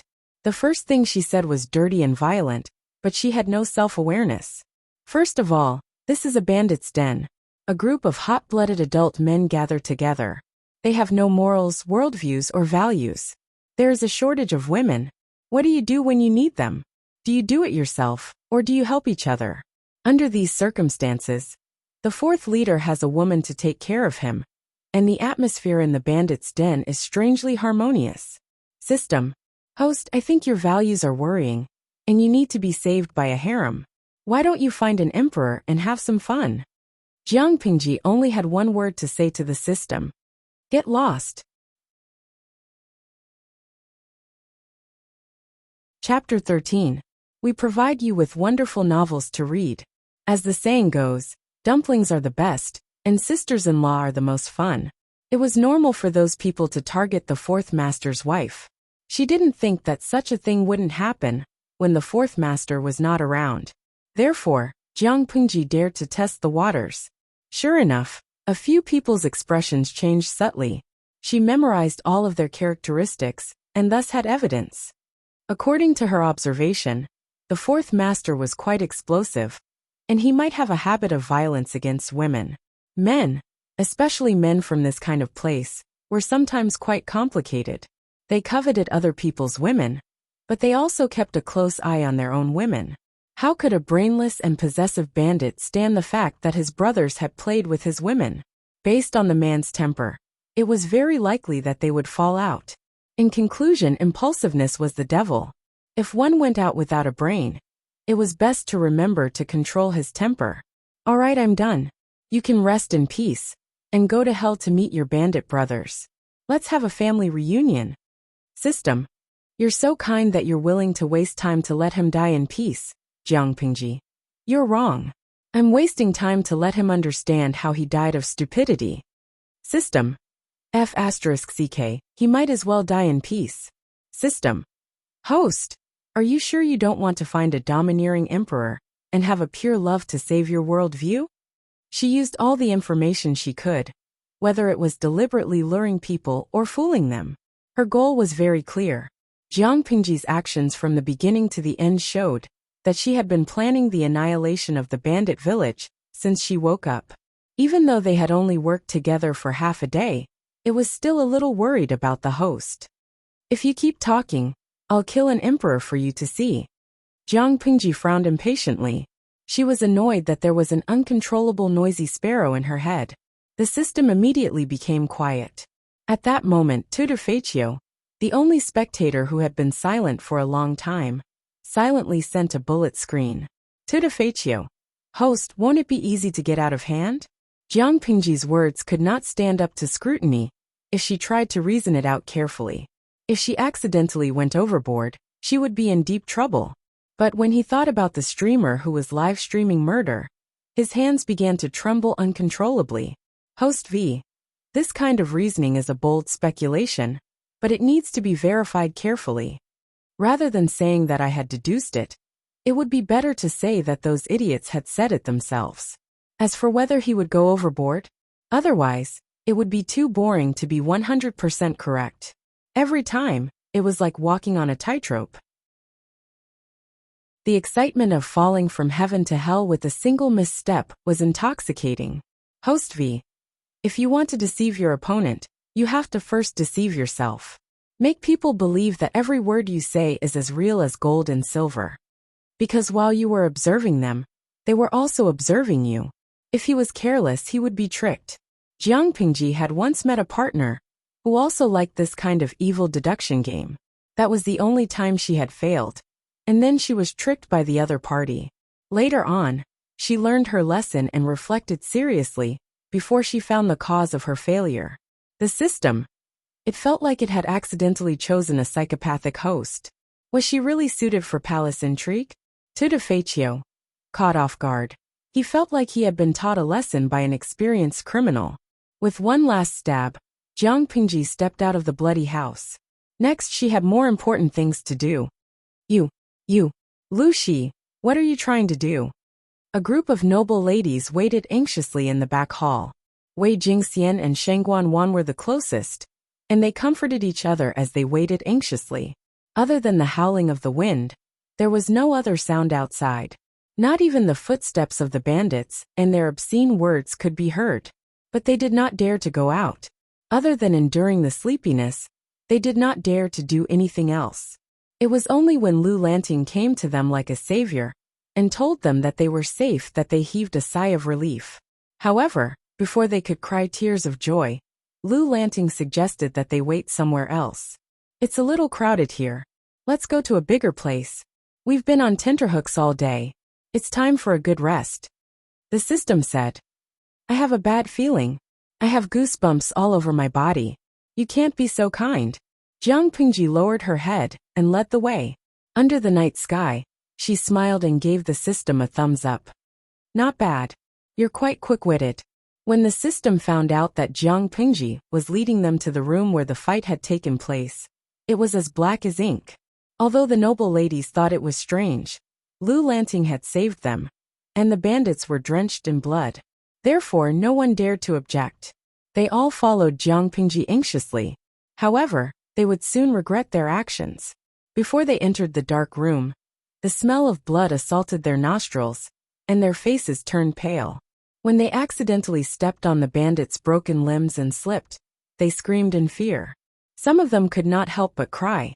With a squeak, Jiang Pingji closed the door and lit the oil lamps one after another, so that they could see the interior of the room clearly. Then the screams became louder.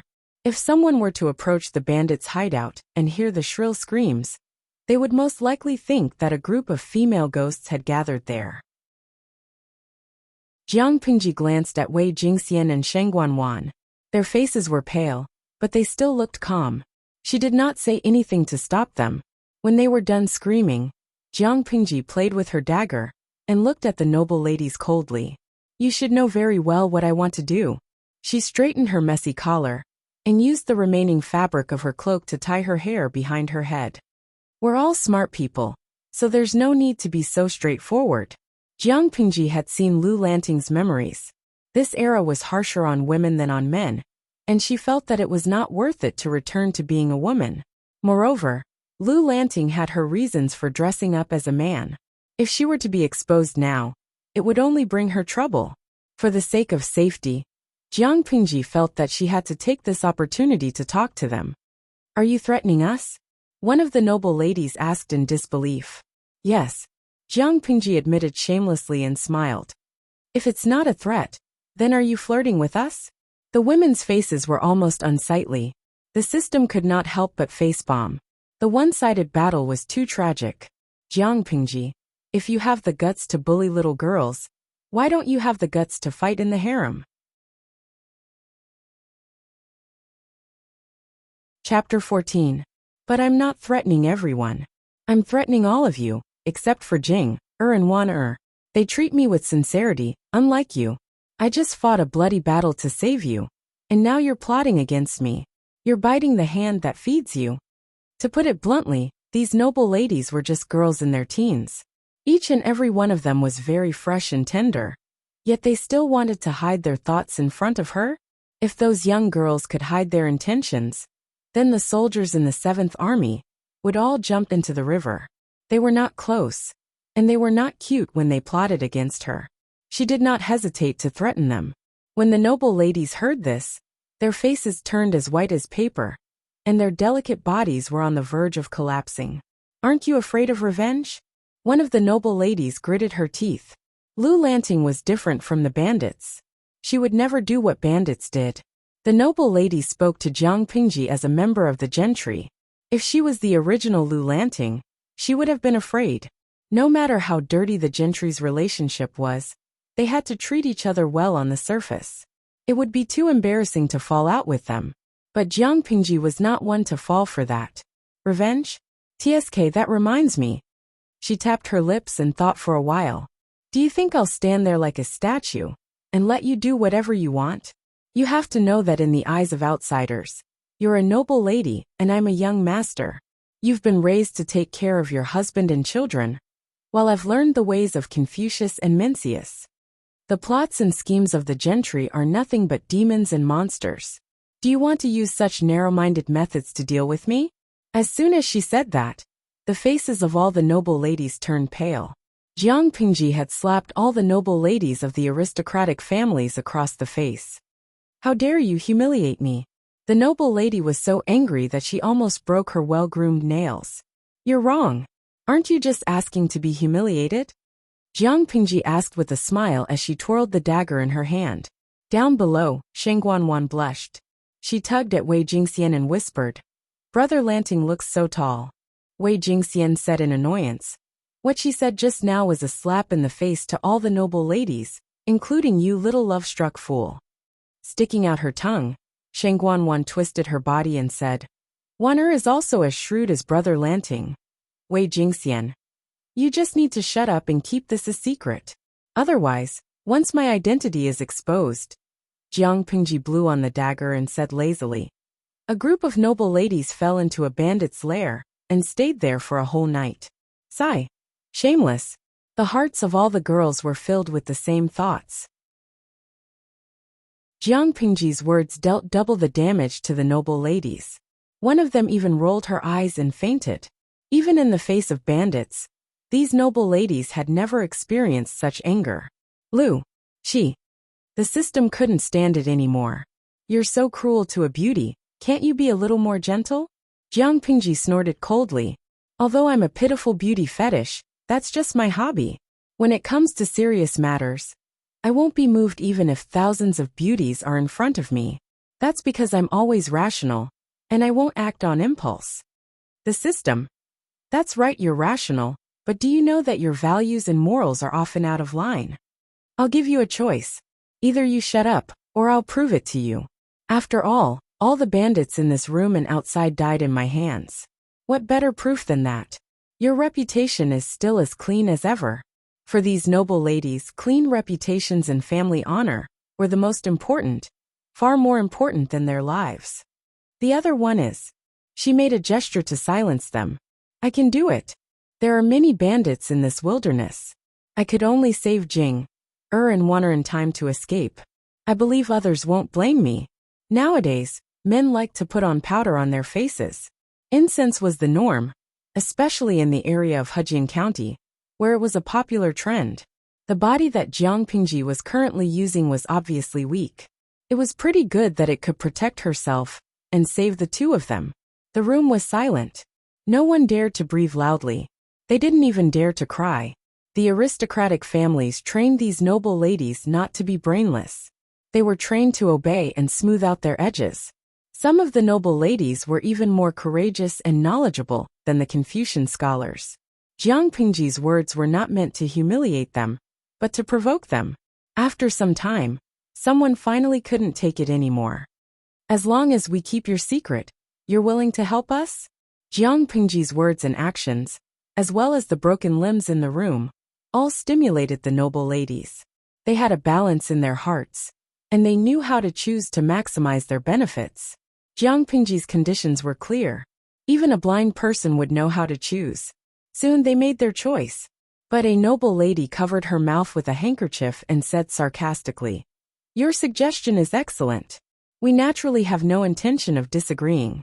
But if your identity is not revealed, will you really marry Wei Jingxian when the wedding date is near? Oh ho! She's starting to provoke me? Her method was still a bit immature, but it was effective. Jiang Pingji raised her eyebrows. She had a better impression of the noble lady with a straight back. Judging from the current overwhelming trend, her counterattack could be considered a brilliant move. However, these people didn't know that Jiang Pingji was not only strong and had a sharp tongue, but she was also very good at picking up girls. Why did so many valiant girls in the 7th Army insist on marrying no one but her? Why was it that wherever she was, there was always a high density of single dogs? Bah! They deserved to be single if they were not as good at picking up girls as she was. Wei Jingxian looked at her with a complicated expression. Jiang Pingji responded with a smile. She said every word solemnly like a vow. If she is willing to be wronged and marry me, to be husband and wife for this life, to be conferred the title of Wolf Story Palace, to be a marquis, I will fight for her even if I have to risk my life. If she has other intentions, then I will cut my hands and give her 10 li of red dowry. I will bear the blame of the marriage annulment. I only hope that she and her lover will live together until their hair turns white. When Wei Jingxian heard this, her cheeks reddened beyond belief, and her face flushed with embarrassment. You used to look like a decent person. Why is it that, the more you talk about it, the more you talk about it? Is it really like what Waner said? Once you reveal your fox tail, you really dare to say anything you want. If you want to marry me, I won't marry you. The noble ladies were speechless. Cold dog food was casually slapped on her face. Can't you find another place to show off your affection? The system said. Let me tell you, host. If you flirt with girls like this, you'll have to take responsibility if they don't marry you. You scumbag. If he didn't marry, why would he flirt? Jiang Pingji innocently asked Wei Jingxian. I'm sorry for hiding it from you for so long. Shouldn't I have done that? At the same time, she replied to the system in her mind. I'll take responsibility. The system. Chapter 15. It was so tiring to be a system. It was so angry to have such an immoral and cruel host. In fact, it was now very suspicious. Would Jiang Pingji really make the emperor's harem her own after entering the harem? It thought of Jiang Pingji wearing the empress's court dress in the future. She would have her wives on her left, and the 9 concubines on her right. She would have Jieyu massage her legs, beauties peel grapes for her, and the emperor would be like a spineless quail hiding in a corner, biting on his handkerchief and crying. The system felt bad. The system said, no, you can't keep your identity as a daughter hidden. Otherwise, how can you enter the palace and fight in the harem? Jiang Pingji's eyes darkened. She asked tentatively, is fighting in the harem very important? The system said, I'm a live streaming system of fighting in the harem. Do you know what's important? Otherwise, your popularity will. Anyway, the consequences will be serious. At this point, the system's voice quieted down. Jiang Pingji rolled her eyes and said, must it be fighting in the harem? The system said resolutely, yes. It suddenly felt that having a host who was too assertive was not a good thing. It felt irritated. But this has nothing to do with whether or not I return to being a girl. The system was speechless. Did its host want to flirt with girls and be a lesbian, but also be a man and make the emperor gay? Host, you're trying to fly to the sky. Jiang Pingji frowned slightly in the face of the system's wild imagination. There was an indescribable irritability and disgust in her heart. The ancient era was tens of thousands of years away from the era she lived in. Even though she was not very good at culture, she knew that women in the ancient era were sad and pitiful. Was there something wrong with the system's brain to make her one of them? If this was the price of her rebirth, she would rather cut her own throat with a dagger. It could find whoever it wanted to fight in the harem. Fighting in the harem. Chapter 16. By the way, if the people from the clan haven't found this place by tomorrow morning, I'll take you down the mountain. Also, lock the door and don't let strangers open it. Maybe some people can't wait for the 7th day and want to come back to take a look.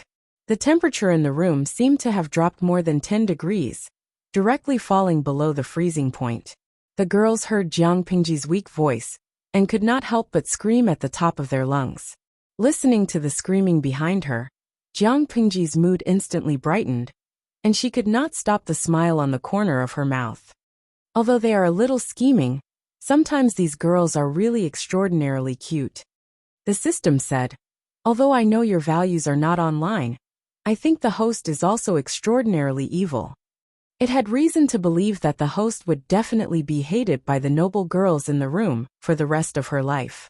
The words and actions of the noble girls of the gentry were all cultivated since they were young, and they were real ladies of noble families. However, Jiang Pingji was so evil that she made them lose their manners and manners several times. It would be strange if they did not hate her. People who are occasionally bad are especially lovable, Jiang Pingji said with a look that said, you don't understand. The system. Do you think that everyone has masochistic tendencies? The moon was covered by dark clouds that day, and there was no light at all. It was so dark that one could not even see their own fingers. However, it did not affect Jiang Pingji much. Her night vision had always been good, even if the owner of this body had weak myopia. But after the 3% fusion, her vision was still better than that of ordinary people. With the coordination of her 5 senses, Jiang Pingji walked in the dark, as if she was walking on flat ground. With her rich survival experience in the wild, she quickly found something. She found a bow from the bandits' village and tried it out. The loose bowstring and the simple bow were really not good tools. Whoosh, whoosh, whoosh. Without even aiming, Jiang Pingji pulled out 3 arrows from the quiver, bent the body into a full moon, and shot them without hesitation. Listening to the slight sound of the bow and arrow entering the body, It seemed that they all found something. The ancient snake is quite cute, but it's a little small, probably not even enough for 2 mouthfuls. Jiang Pingji praised it from the bottom of her heart. A snake from her era could easily overturn a thatched cottage in this era. At this time, 4 white comments floated across the screen. Other than Tutifaccio, who was scared to death and still refused to move, there were 3 other unfamiliar IDs. They were probably also accidentally clicked into this channel. Lanky Ubuja. It's so dark. I can't see anything at all. Is the host not around? Upstairs my boyfriend. The introduction of the live stream channel is quite interesting. Wujiang Zakai. This channel is so quiet. Is it a new streamer? Tutifaccio. Yeah, it's a must-watch channel for thrill seekers. The new viewers were all dumbfounded. Wasn't the name of the channel Live Palace Fight? What did it have to do with horror lovers? There were no outsiders around, so Jiang Pengji simply said, "Can't you see that it's very dark?" As soon as he finished speaking, the system silently turned on the infrared panoramic shooting mode, so that the audience could watch the scene of Jiang Pingji hunting. However, before the audience could see her heroic posture, they first had to see how she dealt with the venomous snake up close. Every movement was very clear, and her speed was not slow at all. She carefully put away the venomous fangs and sacks that had been dealt with. The system bit the bullet and poked Jiang Pingji. "You promised me that you would live stream. You should talk and interact with the audience occasionally." She was in a good mood, and the system's request did not exceed her bottom line. Jiang Pingji agreed indifferently. "Now let's broadcast how to hunt for food in the wild." Jiang Pingji sighed to herself. She had been an instructor before, and had experience teaching. "I have a beautiful girl in my hand," Jiang Pingji thought to herself. The audience was dumbfounded. The times were too far apart. The biological encyclopedia she had read before was useless, but the laws of evolution were still the same. With her rich experience, she could talk about the toxicity of the beautiful girl and the handsome man in her hands, as well as their preferred living environment. Compared to dealing with their venomous fangs, I actually prefer to show you how to eat them. Their meat is delicious. Privately, the system had already curled up into a ball. It was a harem fight streaming system, not a hegemony streaming system, not a survival streaming system, and definitely not a gourmet streaming system. Before the system could talk about how to judge the age of the snake and how to judge its meat quality, Jiang Pingji frowned and knocked an arrow. "My luck is not bad tonight. It's a big one. The girls are in luck," she smiled, and the system could not even cry. In fact, Jiang Pingji's rigid livestream was quite boring, but she had a good body and good looks. She was of a higher standard than the general public. More importantly, the audience was a bunch of night owls who had nothing better to do. They stayed in the channel and hung out. She was lucky, and her 5 senses worked well together. Coupled with her rich experience in the wild, she could always quickly find the hiding place of her prey. Half an hour later, she had a good harvest. She carried the prey and prepared to go back. Although all the bandits had died, there was no guarantee that the nearby beasts would not go down the mountain to look for food, or that there would be strangers who accidentally entered the area. Those girls were timid. She would not feel at ease leaving them in the deep mountain bandits' den. Jiang Pingji walked quickly on the flat ground. Even though she was carrying dozens of kilograms of prey, she did not slow down at all.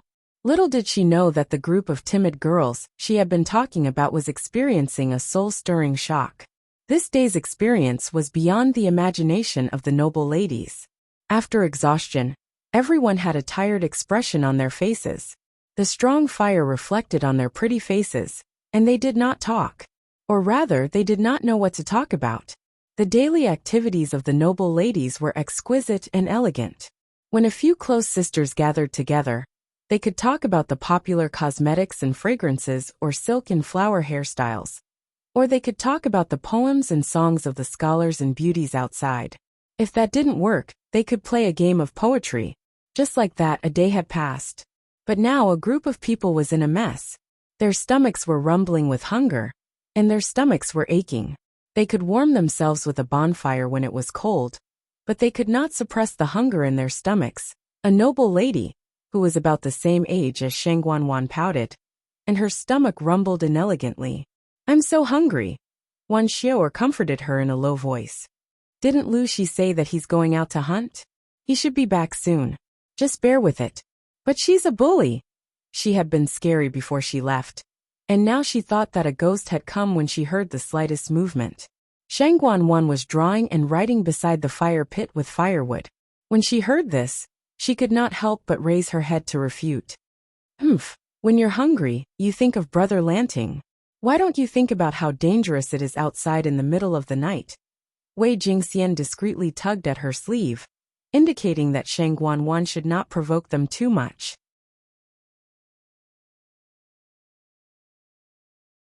Chapter 17. The noblewoman's cheeks turned red and she stammered. How dangerous can it be outside? Although Shang Wanwan had a sweet tongue and could be coaxed by anyone, there was another side to her. She could also be sharp with her words. If it's not dangerous, why don't you go out and try? You don't have to go far. Just carry a few pieces of firewood from the door. Shang Wanwan's words made the little girl speechless. She did not dare to go out and carry firewood. Wan Xiao became the peacemaker when she saw that they were arguing. Stop it. Can't you both take a step back and give in to each other? Everyone was frightened today. Who wouldn't be hungry? I'll carry the firewood from the door. Jiang Pingji had been gone for half an hour, which was a little more than a quarter of an hour. In such a short time, the firewood that had been carried in earlier had been burned to the ground by them. If she did not go out and bring in more firewood, the bonfire might be extinguished in a while.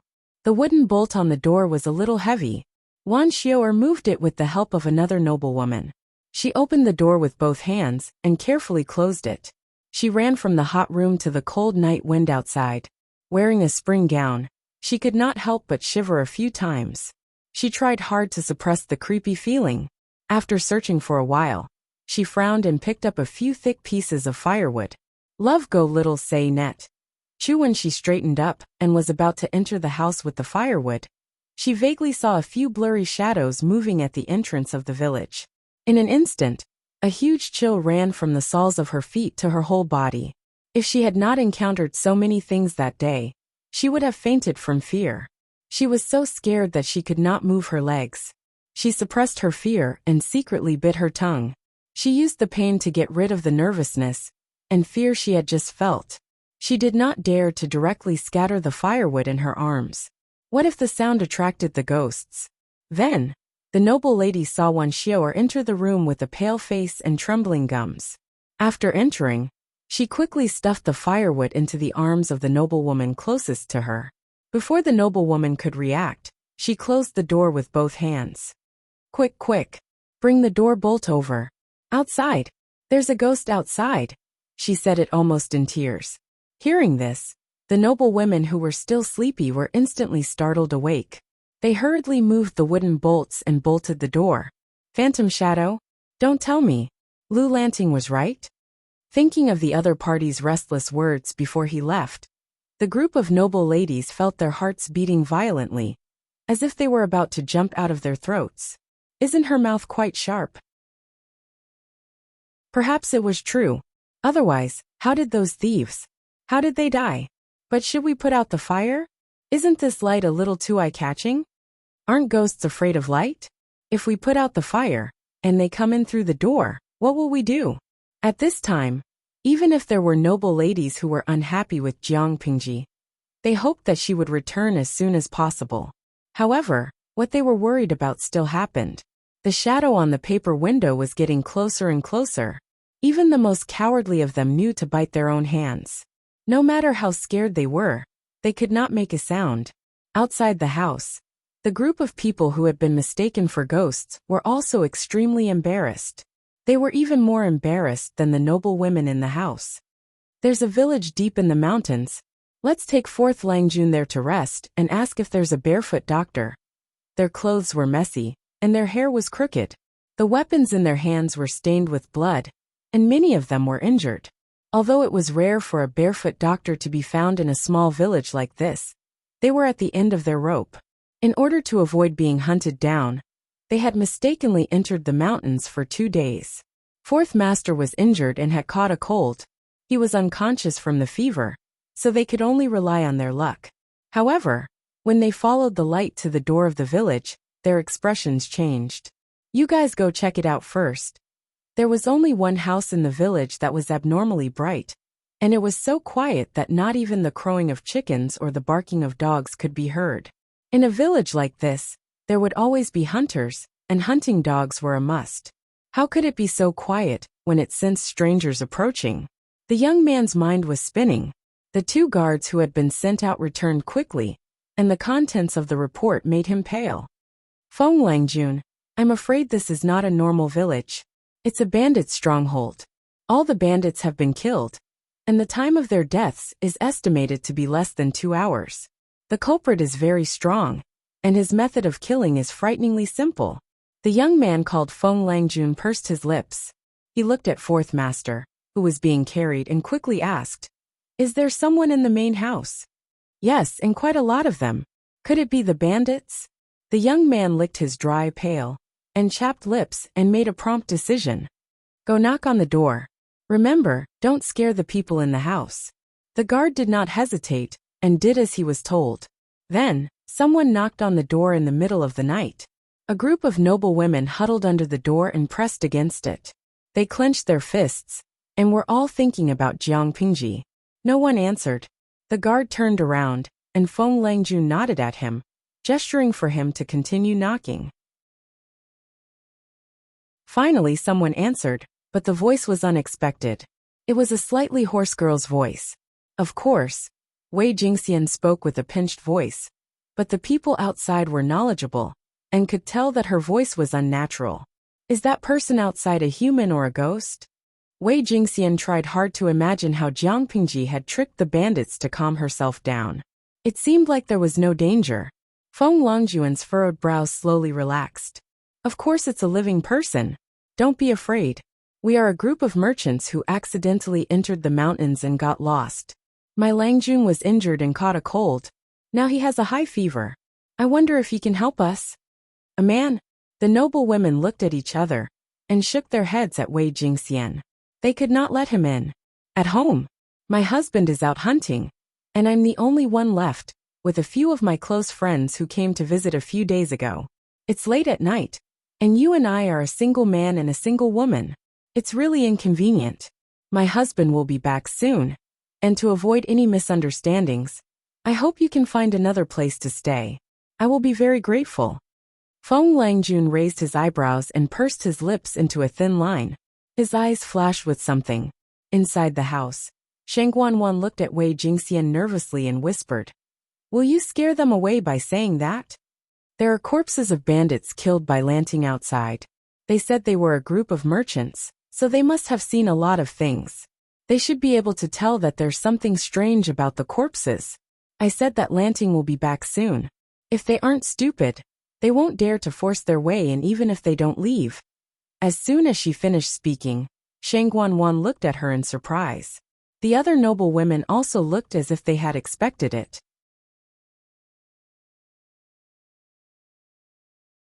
Chapter 18. A bandit village with corpses all over the ground. The killer was clean and cruel. A young girl in the house said that her husband would be returning soon. This implied that her husband was the one who had killed all the bandits. In other words, he was being threatened by a girl? After some thought, Feng Langjun cupped his hands and said, "If that's the case, I won't make things difficult for you. It's just that it's hard to travel at night. We've been lost in the forest for 2 days.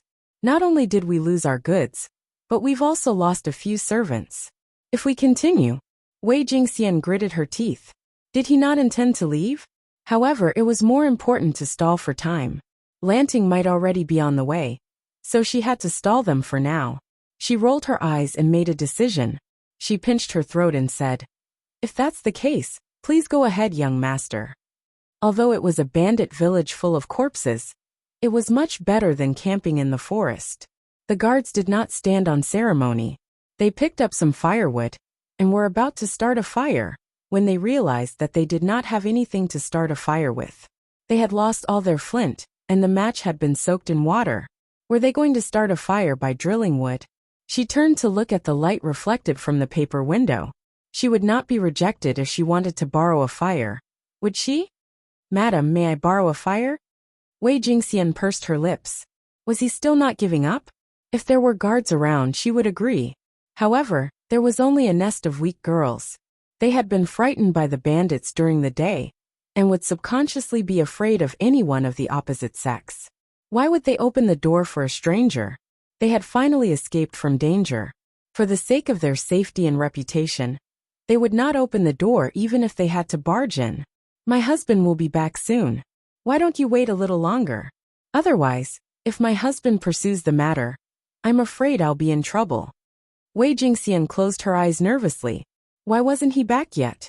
At that moment, Feng Langjun crossed his arms in front of his chest and asked with a smile.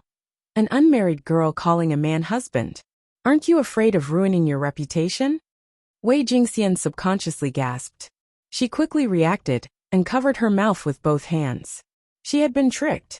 Wen gentleman narrowed his eyes and waved his hand. The guard understood and wanted to force his way in. On the other side, Jiang Pingji returned with her prey, but the relaxed expression on her face did not last long. It was quickly replaced by a grave expression. The system said, "What's wrong, host? There are footsteps of strangers, and the footprints are still fresh. They weren't left by the bandits from before. That group of people all headed in the direction of the bandits' stronghold. There's human blood on the ground, and some of them are injured, but their injuries shouldn't be serious. Judging from the depth of the footprints, these people don't seem to be in good condition. There are 6 pairs of footprints, so there should be 7 people. Jing and the others are still in the bandit stronghold. Oh no, I have to go back quickly." Jiang Pingji's pupils constricted, and a series of messages popped up in her mind. She hastened her pace. Lan Chui Yubuja. Host, are you right? 6 pairs of footprints and 7 people? One of the footprints is of medium size, so it doesn't seem to belong to a fat person. However, the footprints are the deepest, so there should be another person on his back. I think 2 of them are injured in the arms, and the other one is injured in the legs. Wu Jiang Zhakai. Am I the only one who thinks this host is cute? But it's night time, and it's pitch black. I know you have good night vision, and that's proven in the last half an hour. But you only took one look. How can you tell these things? Tutor Feichio. This host has a glib tongue. Whatever she says is true. Guys, trust me. It's obvious. There's nothing to brag about. Jiang Pingji rushed back like the wind, and took the time to reply. As she approached the bandits' stronghold, she saw a group of 7 people outside the house with a bonfire. Jiang Pingji drew her bow, and knocked an arrow as she ran. Whoosh! If I were you, I wouldn't be so reckless. If you don't want to die, get out of that house. Before the guard could get close to the door, the sound of an arrow piercing through the air was heard, and it almost grazed the tip of his nose. Feng Longjuan's expression froze, and Jiang Pingji had already knocked a second arrow.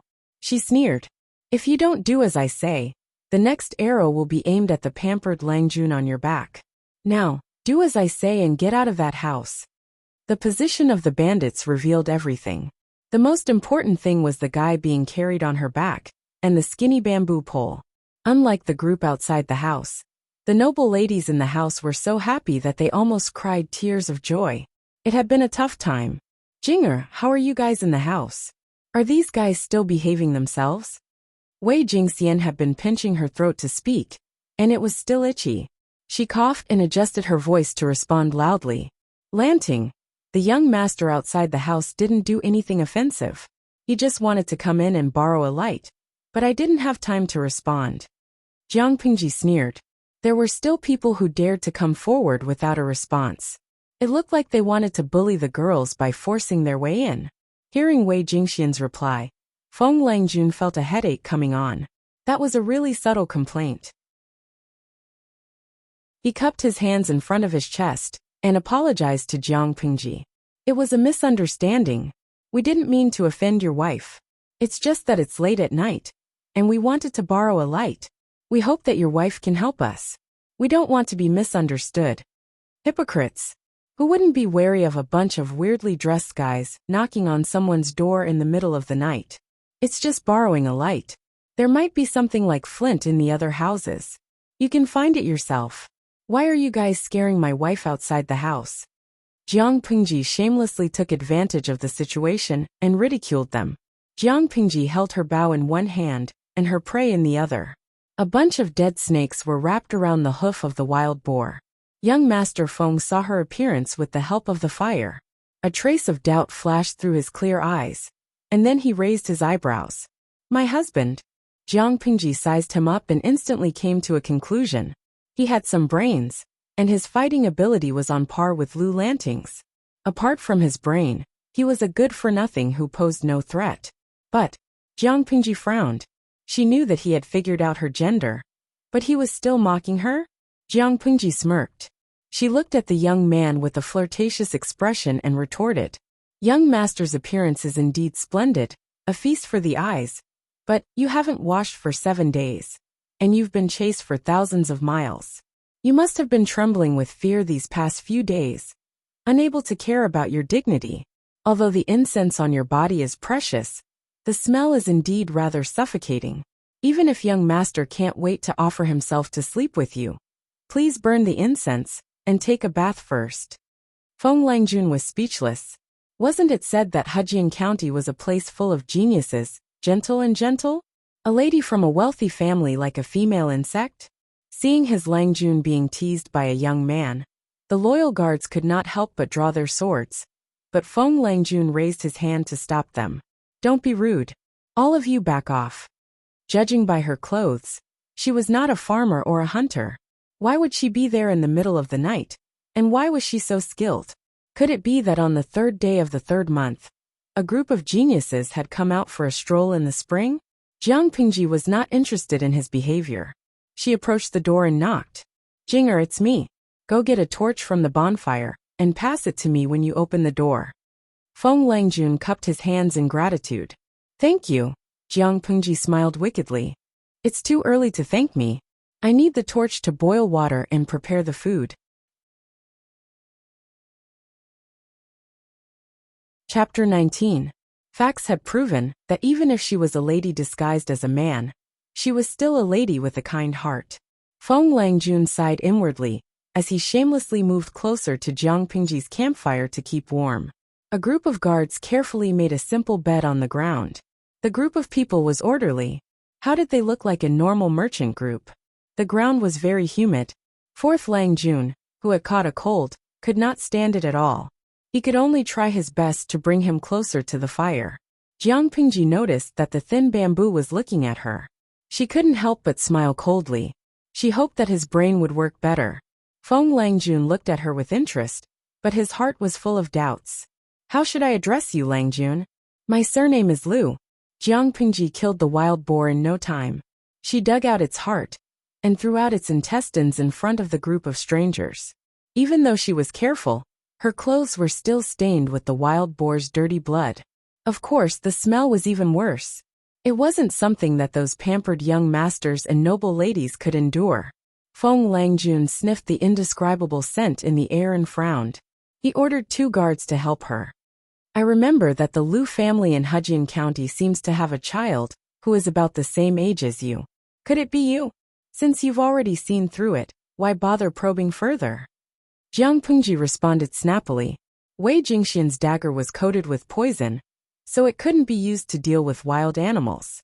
Fortunately, although this bandit stronghold was small, it had all the necessary things, such as pots, bowls, ladles, and other things, and even some spices that could add flavor.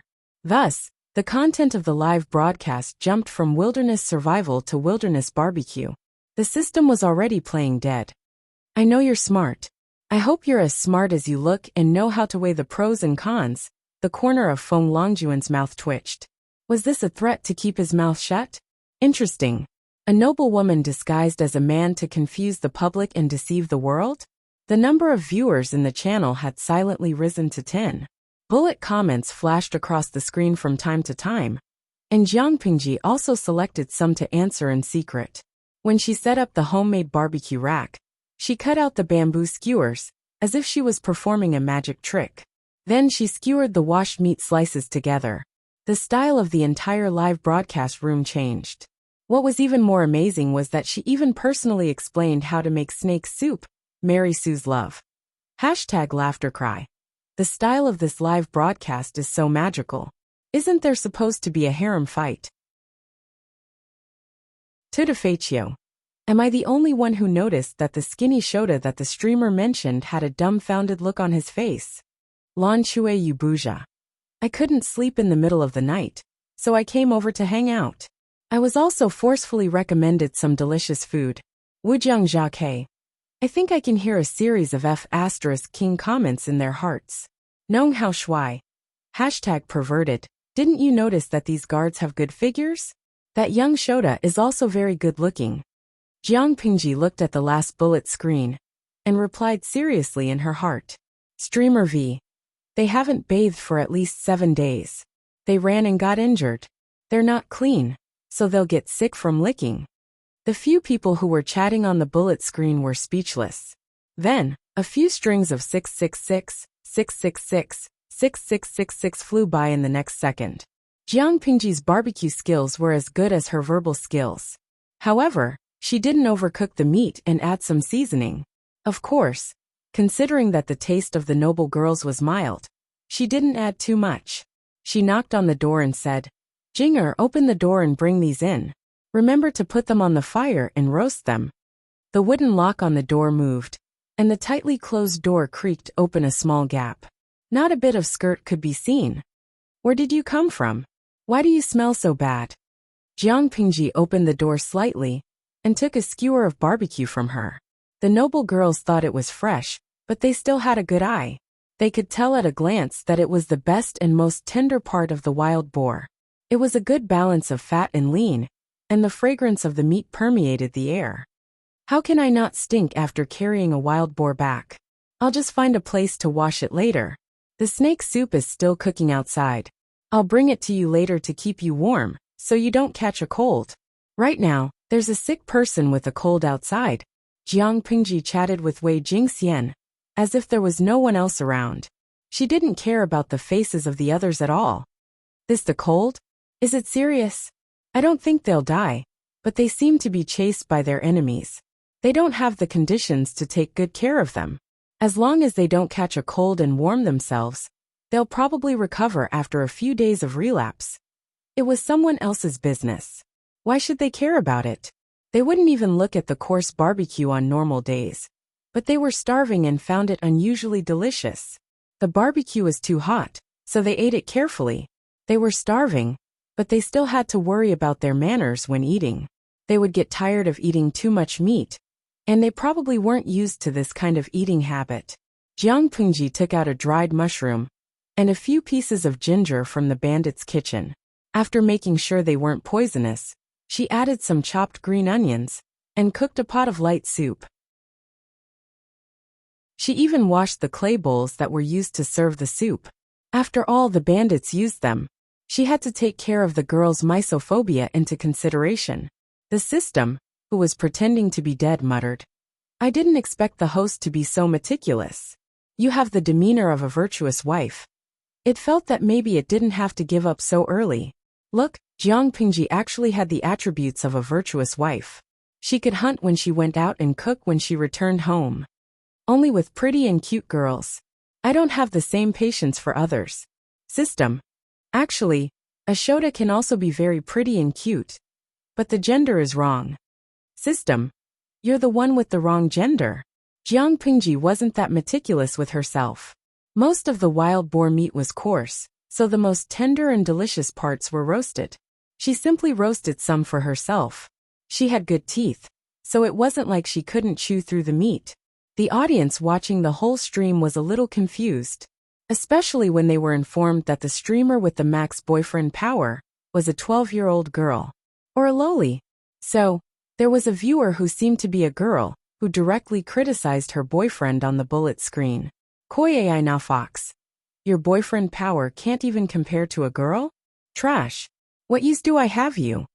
The Prince Charming of the people Jiang Pingji took a peek at the bullet screen as she chewed on the fragrant roasted meat. She smirked.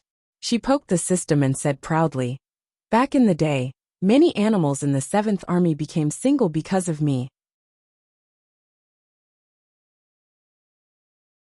Chapter 20. Jiang Pingji did not enter the house to rest. Instead, she chose to stay outside and watch the night. With her body, it would not be a problem for her to be out in the cold for a whole night.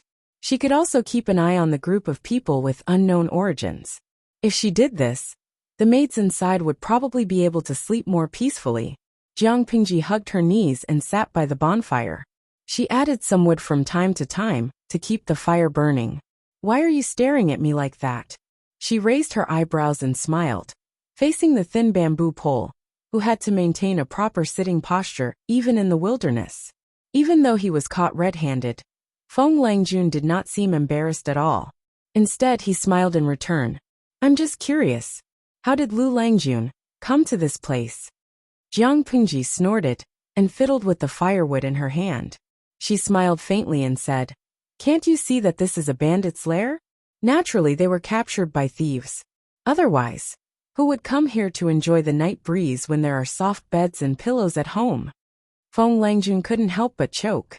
If he had really been kidnapped, how did he manage to kill off a group of bandits? This is out of my expectations.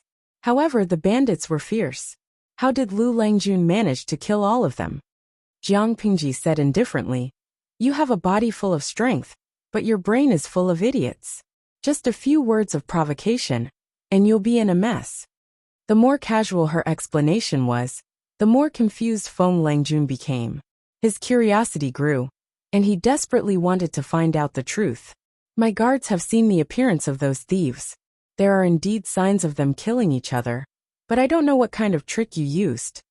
It wasn't difficult to sow discord, but it wasn't easy to make a bunch of perverted bandits temporarily give up on beauty. Moreover, apart from the corpses of the envoys, the other bandits all died the same way. Their throats were slit from behind, and they died almost immediately. Not even much blood was spilled. If it weren't for the fact that the corpse was ice cold, it would look like it was still alive. If a few words could make a large bandit's lair turn into a mess and brothers kill each other, then there wouldn't be so many bandits in Hejian County. Of course, if what Jiang Pingji said was true, then it could be seen that Lu Langjun was very capable. This knowledge made the youth somewhat concerned.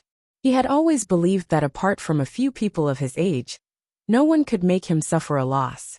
Plan to deal with a bunch of idiots. All I did was tear off the cloth covering their shame and provoke them with a few words. Yet, they actually obediently followed my instructions step by step. They're seeking their own deaths. They're simply foolish beyond compare. Feng Langjun looked at Jiang Pingji's dirty face and continued to ask, "What did Lu Langjun say?" Since he was so persistent in asking, Jiang Pingji was bored of keeping watch at night. She might as well tell him the truth to kill time. Unexpectedly, as soon as Jiang Pingji finished speaking, the youth's expression became indescribably strange. Jiang Pingji said nonchalantly, "Those people died because of their own stupidity. As for those who didn't have the time to be stupid, I killed them myself." Feng Langjun seemed to have woken up from a dream. He looked at Jiang Pingji with a complicated expression. He leaned forward and cupped his hands. "Lu Langjun, you are very smart. I am ashamed. It's just something obvious. It's not worth bragging about." Jiang Pingji did not know how to be humble. She surprised the other. Looking at the burning bonfire, the thin bamboo pole suddenly pointed to himself. "I don't know what Lu Langjun can see from this one?" Jiang Pingji did not understand. The atmosphere had been good. Why did the young man suddenly start to provoke her? While she was confused, a few comments popped up on the bullet screen to answer her questions. Tuta Faccio. #laughter cry. This young man is cute. I didn't expect him to be at Sundara. Mary Sue's love. #laughter cry +1. The streamer is telling the truth. The young man misunderstood the streamer's provocation. My heart aches for him. Lan Shui Yu Buja. Heart aches +2 Wu Jiang Jia Kai Yi. Heart aches +3 Jiang Pingji also realized that her words had caused the young man to misunderstand. In this era, Even if you were so arrogant that you wanted to roll on the ground, you still had to maintain a humble demeanor. Otherwise, people would think that you were too arrogant and did not know the immensity of heaven and earth. Although she knew that it was caused by cultural differences, Jiang Pingji did not intend to explain. Instead, she looked the young man up and down. She thought for a while and slowly asked, "Although you are young, you have a strong will. Sometimes you will do whatever it takes to achieve your goals." The skinny man waited for a while, but he did not hear anything else. He could not help but feel disappointed. That's it. It was just a very ordinary comment. It could be used on anyone. It was disappointing. At that moment, Jiang Pingji suddenly curled her lips. Tudafetio. I think the streamer is going to use her ultimate move. Warning ahead. As soon as the bullet screen popped up, Jiang Pingji suddenly asked, "So, how much of that bowl of dog meat did you eat?" The skinny man's hands suddenly froze. He turned his head to look at Jiang Pingji in disbelief. "What did you say? You have a dog that is no taller than your calf. It clings to you, and you like it very much. It brings you a lot of joy." The skinny man looked as if he had seen a ghost. Jiang Pingji said unhurriedly, "You are not the eldest son of the family. Although you are favored by the elders, you have a capable older brother in front of you, and an intelligent younger brother behind you. It is inevitable that you are overlooked. This dog has secretly accompanied you for many years. This time, you brought it along with you. But unexpectedly, you encountered an emergency and had no choice but to kill it to appease your hunger." On the side, the guards who seemed to be on night watch all pricked up their ears, wanting to hear the gossip about Feng Langjun. "Other than that, you love incense. You have to use it every day to cover up the dog's smell. You treat the dog so well, so it is clear that you have a good relationship with it. But in the end, you were able to kill it to appease your hunger. Isn't that what you mean by you are determined to achieve your goals at all costs?" Jiang Pingji smiled. Seriously, why did she need to explain? It would only add insult to injury. The skinny bamboo boy seemed to have been unmasked. His face turned green and red, and finally fixed on a pale white. "I am impressed, but how did Lu Langjun see through it? It is obvious. If you look closely, you will always find clues." Jiang Pingji was still not humble. The system said, "I won't be surprised if someone puts a gunny sack on you and beats you to death one day." This was definitely not the host it had chosen. Absolutely not. The skinny man laughed bitterly. He did not feel the gentleness of the noble ladies in Hajian, but it was true that they all held grudges. Jiang Pingji warmed herself by the fire for a while, then turned to the young man and asked, "Do you have any clean clothes? Borrow some for an emergency." The young man was stunned at first, then his cheeks turned red. He lowered his voice and said, "Aren't you afraid of losing your chastity?" Chapter 21. Jiang Pingji raised her eyebrows and said nonchalantly, "You and I are both men, and we had a pleasant conversation before. If that's the case, we can be considered to have some friendship. I'm just borrowing a set of clothes, and I'll return it when the time comes. When the sun rises and the servants of the clan come to find me, wouldn't it be rude of me to look like this?" In order to protect Wei Jingxian, Lu Lanting had been stabbed by a bandit. Perhaps she was lucky, but Lu Lanting was not seriously injured.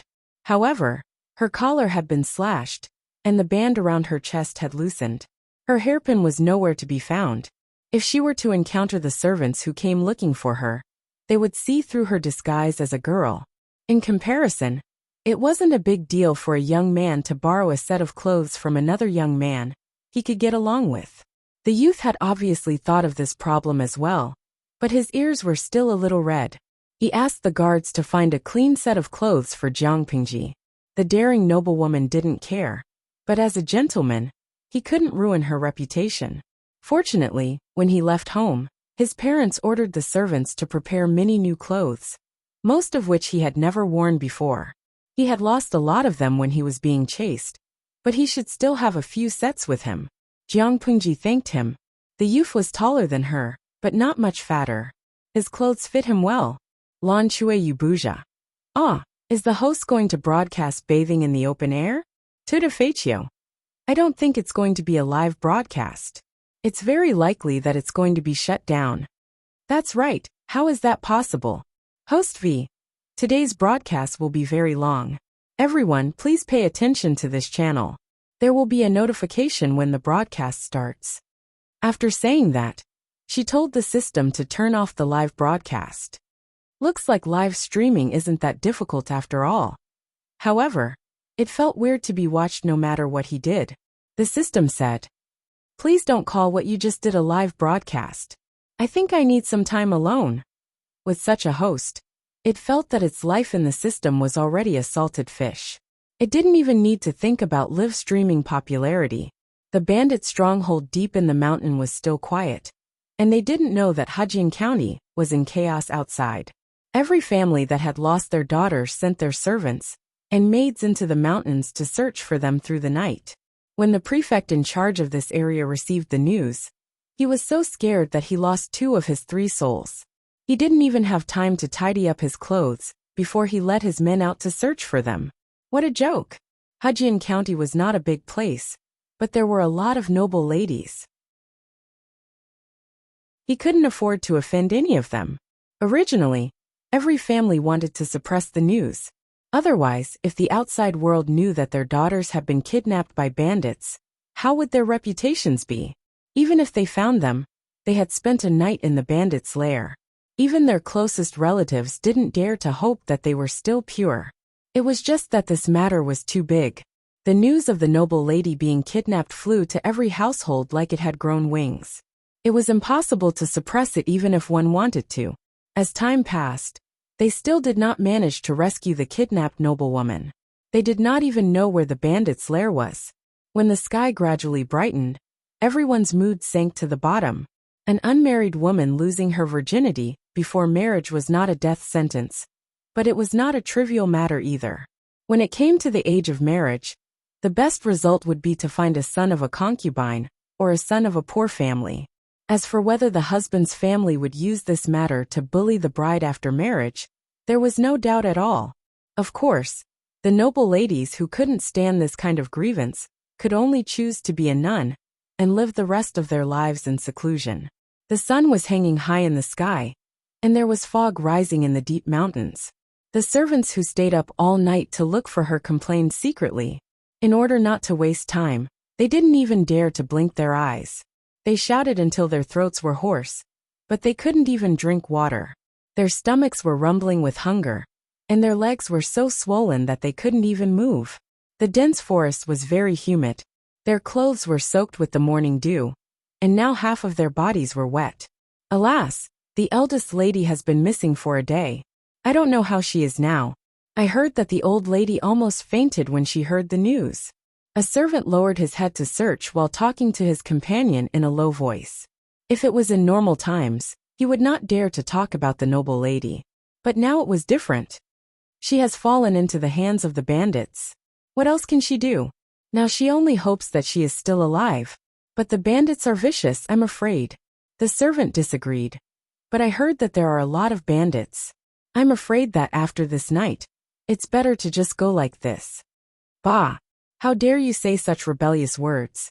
If others hear it, they will cut your mouth off. Although the latter sternly rebuked and stopped them, from his expression, he actually agreed with the other servant's words. Hey, wait a minute. Look over there, isn't there smoke? Smoke? Where is there smoke? It's deep in the forest. Except for those bandits, who else can? Before he finished his words, the 2 servants opened their eyes wide. Although they were not sure whether it was the lair of bandits, it was better to try to find the location of the smoke than to search aimlessly for a whole night without any clues. Even if it was not the lair of bandits, it might be the hunters who lived here all year round. Heartfelt County was high in the mountains and deep in the forest. The terrain was complicated. Without a guide, it was easy to get lost. On the other side, Jiangpingji had already boiled some hot water.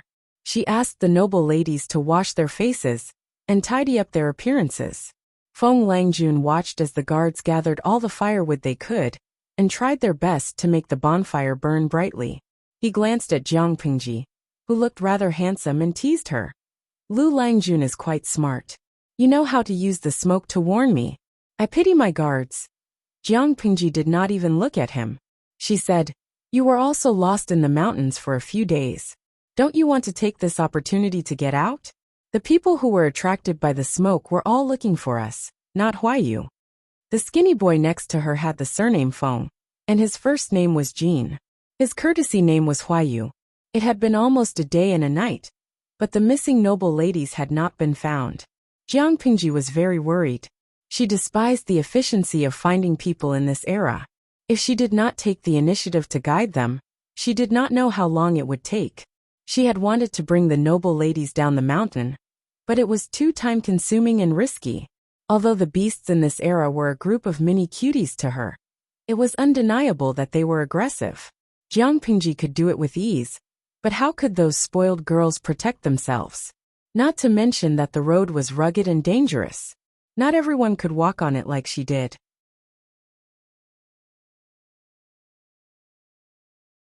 Chapter 22. We provide you with exciting novels to read. They knew what Jiang Pingji wanted them to do. If their family followed the smoke and found that the kidnapped noble ladies were listless and disheveled, they would definitely let their imagination run wild. When they went back to explain, even if they proved that they were innocent, there would still be people who would slander them in private. Jiang Pingji looked into the distance and suddenly said, those useless things have finally found us. How did you know?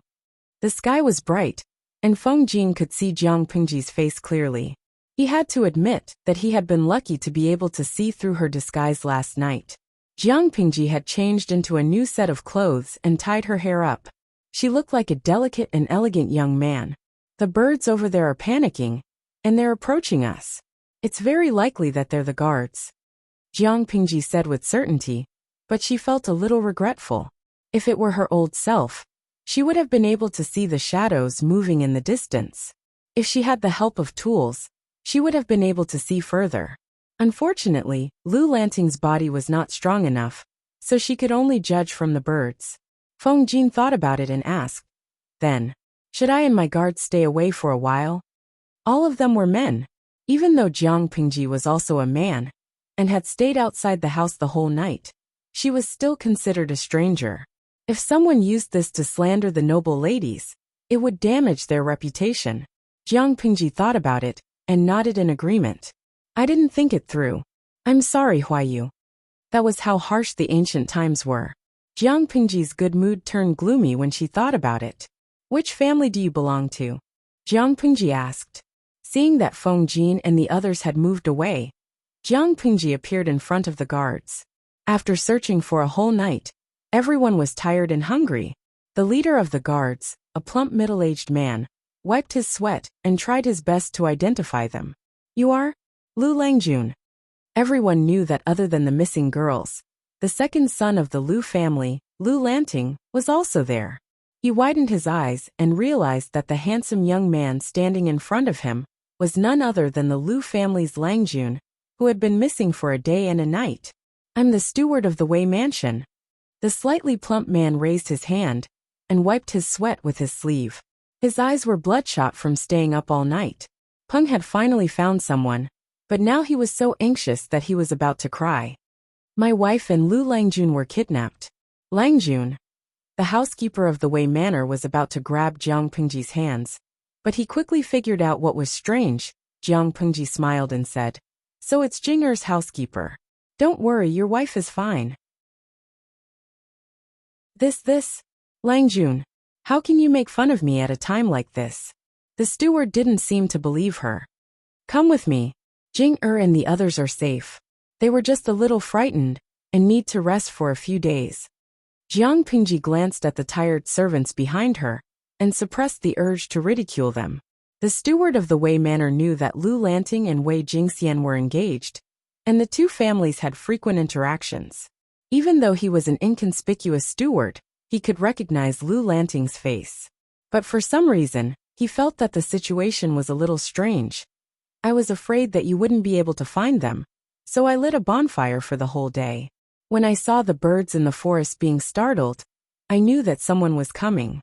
Even though they looked pitiful, their efficiency was so low that it made one's hair stand on end. Jing and the ladies from the other manors are in that room. But for the sake of your reputation, send the maids in. Jiang Pingji calmly stepped into the bandits' hideout. The steward and the servants behind her almost fell flat on their faces. To maximize the effect, Jiang Pingji asked Feng Jin's guards to help move the bandits' corpses out to dry on the ground. The corpses were piled up in a mess. The blood on their bodies had already dried up, so everyone who entered could see the spectacular scene. Lu Langjun. These are. The steward was so scared that he almost fell to the ground. He looked at Lu Lanting, who was calm and silent with fear in his eyes. Could it be that his wife had already been killed a long time ago? And the Lu Langjun in front of him was also a malicious spirit. But just like the other noble ladies, she was filled with resentment and turned into a malicious spirit that night, killing all the bandits who had harmed them. That was why the current scene was happening. Those bandits, those audacious fellows, they should pay for their actions. For example, losing their lives or something. Jiang Pingji did not turn around. She casually answered, but she noticed that the people behind her had stopped. Why are you all looking at me like that? The steward looked like he was about to collapse. He lay on the ground and cried, Lu Langjun, you died so unjustly. Jiang Pingji secretly complained in her heart. I don't really understand the brain structure and circuitry of ancient humans.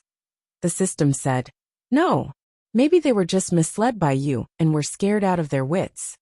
No one doubted the fate of the kidnapped noble ladies. Even if they were still searching, they were mentally prepared to find a bunch of corpses.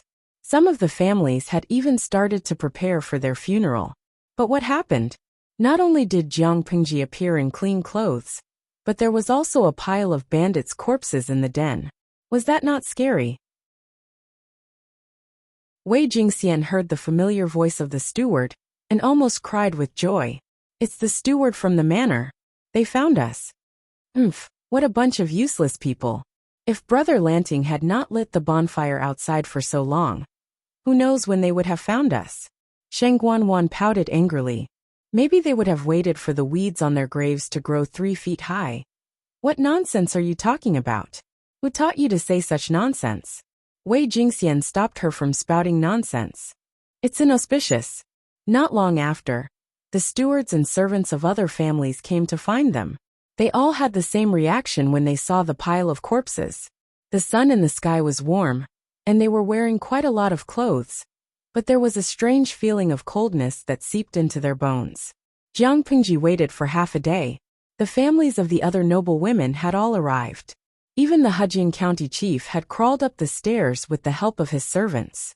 Lu Lanting's family was nowhere to be found. That was strange. These are the bandits who were killed? The governor of Hejian County wiped his sweat and breathed heavily like a cow. Looking at those corpses, he couldn't help but shiver, and his legs were trembling. If it were not for the people beside him holding him up, he would have fallen to the ground. Jiang Pingji cupped her hands and replied, Yesterday, I was accidentally kidnapped by thieves. After thinking hard, I found a solution. I secretly stirred up their internal strife and took the opportunity to kill them one by one. That's how I was able to protect the noble lady's reputation.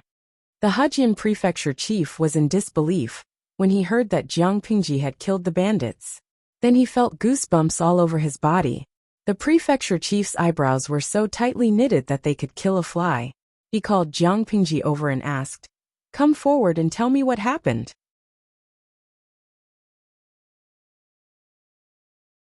Chapter 23. Hejian County's governor was not stupid. Since there were so many people around, he had to solve the problem. That way, the noble women's chastity could be preserved. Even though he thought Jiang Pingji was bragging, she might really be able to do it. Next was Jiang Pingji's time to act cool. No, to give another speech to explain the time. Everyone was stunned. When he saw that the noble ladies of the various families were unscathed, he had no choice but to believe it even more. At that moment, the governor finally calmed down. He looked at Jiang Pingji in a new light. The young man in front of him was the benefactor who had saved his official position and his life. Otherwise, he would have been killed by the families of the noble ladies. Even if he had a high social status and background, he wouldn't have been able to struggle at all if he had been targeted by the families of the noble ladies.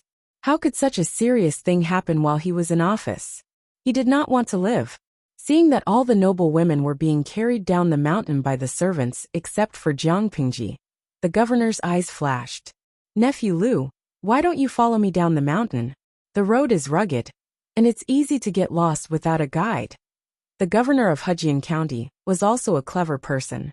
Without Jiang Pingji's knowledge, he directly called her nephew as a sign of intimacy. She thought for a while and nodded, even though she did not know when Hejian County's governor had become her uncle. Feng Jin and the others had secretly followed the servants, so they should not get lost. She only had to worry about herself.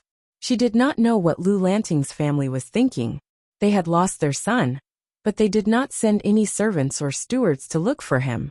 She sat in the sedan and was carried down the mountain by the bearers. When they reached the flat mountain road, they changed carriages. In the carriage, Jiang Pingji was bored. She asked the system to turn on the live stream. It was good to chat with the audience. However, her channel was a newbie live stream. Yesterday's viewers were lucky to be able to watch it, but today's luck was bad. Even though it was the exclusive carriage of the governor of Hejian County, there was an obvious jolt. But this time, the coachman was much better than the bandits. He drove steadily. Even though there was a jolt, he didn't feel sick after sitting for a long time. Seeing Jiang Pingji sitting at the side in silence, he could not help but think of how she looked when she was standing alone. "Nephew Lu, are you wondering why no one in the family went out to look for you?" The governor of Hejian County was not as observant as Jiang Pingji, but he had been in the officialdom for many years. He was an old fox when it came to the ways of the world. Jiang Pingji snapped out of her reverie and subconsciously scanned through Lu Lanting's memories of her family. Her brows furrowed. Perhaps it's because father is about to return and the household is too busy, so he can't spare any manpower for now. Jiang Pingji answered as such, but in her heart, she was extremely disgusted. Relying on the fact that the emperor was far away, that woman really dared to do such a thing. Lu Lanting's mother was born into a prominent family in Langyi County. She and Lu Lanting's father had been in love for many years, and the couple had always been a harmonious couple. In the second year of their marriage, they gave birth to a son, who died in less than 2 years. In the fourth year, they gave birth to Lu Lanting, a pair of twins, which was considered an auspicious sign. Having learned their lesson from their eldest son, they took good care of their second son and eldest daughter. However, due to the servants' carelessness, the 4-year-old son accidentally fell into the water and died. No one knew what happened after that, but it was announced to the public that it was the younger sister who died, not the second son. But from then on, Lu Lanting's mother's health deteriorated, and she passed away within half a year. In order to maintain the good relationship between the two families, and to take care of Lu Lanting's father was persuaded to marry Lu Lanting's mother's sister. In fact, Jiang Pingji did not understand the logic behind it at all. Marrying his wife's sister after his wife's death, and having sex with his sister-in-law. She really did not understand the way men thought in this world. Could it be that they could not beat dumplings, could not beat their sisters-in-law, and could not beat their sisters-in-law in bed? Of course, it was not that the stepmother did not treat Jiang Pingji well. As a bystander, Jiang Pingji could see that the stepmother treated her stepson as if he was her own child and cared for him every day. She took care of Jiang Pingji's studies, but did not push her too hard. Occasionally, she would cook some nourishing soup and send it to Jiang Pingji. Her daily task was to remind the maids and servants to take care of Jiang Pingji whenever the weather changed, so that Jiang Pingji would not fall sick. Based on the parenting methods of this era, this was the standard for a biological mother. The crux of the problem was another concubine in the house. Although she was a concubine, everyone called her Madam, who when they were behind closed doors. Oh, by the way, Madam who was Father Lu's cousin. She had a good family background, and could have been the legal wife of Father Lu, but she ignored the ridicule of others, and insisted on being Father Lu's concubine. The stepmother had always been weak. Since the end of last year, she had been bedridden and had not recovered. The time she was awake every day was pitiful. The person in charge of the house was the domineering Madam Hu. Was it reasonable that no one came to look for her? Jiang Pingji put her hand on her forehead. She felt that she might still see her coffin when she returned home. Based on Lu Lanting's memories of Madam Hu, it was possible that she would do such a thing. The shrewd Hejian County governor looked at Jiang Pingji's expression and knew that she was in trouble. I invited a few old friends to my house for tea today, but after the incident yesterday, I asked the housekeeper to reject the invitation. I didn't expect the matter to be resolved so quickly. Now I'm free and have nothing to do. My dear nephew, are you willing to let me send you back? You can use it as a way to kill time. The plump governor smiled amiably. He seemed to be very close to Jiang Pingji. Thank you, governor. Jiang Pingji cupped her hands in thanks. Having the governor send her home would save her a lot of trouble. At that moment the system, which had been silent for a while, trembled with excitement. Host, this will be the first battle in your life. A good start can double the results with half the effort. Although Jiang Pingji hated infighting in the harem, she could settle for the next best thing. Fighting in the harem did not necessarily involve the wife fighting the concubine, or the concubine teasing the wife. It could also involve the legitimate son/daughter/illegitimate son/daughter/mother/sibling. If there were some conflicts, it could escalate to fighting one's grandmother. If one was unlucky, they might even have to fight their relatives. The host could not just kill someone with a single slap, could she?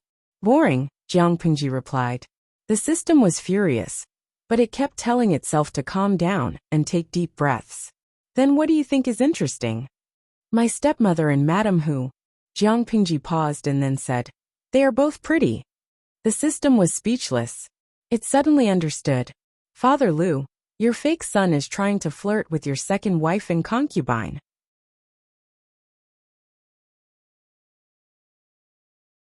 Chapter 24.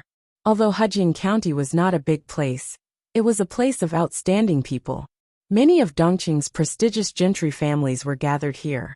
Lu Lanting's family had been around since the 16 Kingdoms. Although it was not a prominent family, it had been around for more than 300 years. In recent years, the Lu family had become more and more low-key. Other than Lu Lanting's father, who was an official with real power, the rest of the family held relatively leisurely positions. Some even lived in seclusion, and some were famous scholars. From an outsider's point of view, the Lus seemed to be slowly going downhill, but Jiang Pingji felt that the family was quite smart. They could relax a little in everything except the studies of the children in the family. Every child who entered the family school had to be strictly supervised by their parents. Although Lu Lanting's father was also a legitimate son, he was not a descendant of the family. Aside from her messy relatives, Lu Lanting's family was rather simple. Her stepmother asked to stay in Hejian County to take care of Lu Lanting. After all, most of the great scholars in Dongqing came from Hejian County, Langye County, and Ning County. It was not a good place for Lu Lanting's father to live, and it was said that he had to take great risks. Not only that, it was impossible to find a knowledgeable teacher in that barren land. For some unknown reason, Madam Hu did not follow Lu Lanting to Hejian County. Instead, she chose to stay in Hejian County. From time to time, she would give Lu Lanting a hard time or say some specious things, but she did not do anything out of line. When Father Lu went out to take up a post, the whole family moved out of the clan. They bought a 3-section house near the clan grounds. The house wasn't big, but it was still much better than living in the clan's crowded land. He could also control the things in the house. Lu Lanting lived on 3 Squirrel Street. Jiang Pingji lifted the curtains of the carriage slightly and could see the deserted entrance of the Lu mansion from afar. Brother Lu is not here, so it's not appropriate for me to disturb you. The governor smiled like the Maitreya Buddha.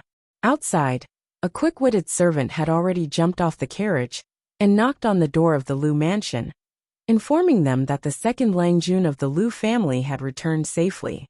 If you have any difficulties in your studies, feel free to look for me. Although I am not as knowledgeable as your father, I can still do my bit. Jiang Pingji nodded and thanked the governor. A governor was in charge of a county, so it was reasonable to say that he should have a lot of power. However, this also depended on the region's governor. In fact, according to the land area and the number of people, Heartfelt County was actually smaller than a county. However, this place had a different meaning, so it was specially changed to county. The prefectural governor here was only a small official of the size of a sesame seed. In a small place like Heartfelt County, the position of the governor was equivalent to retirement. Jiang Pingji had helped him a lot, so he was very intimate with her.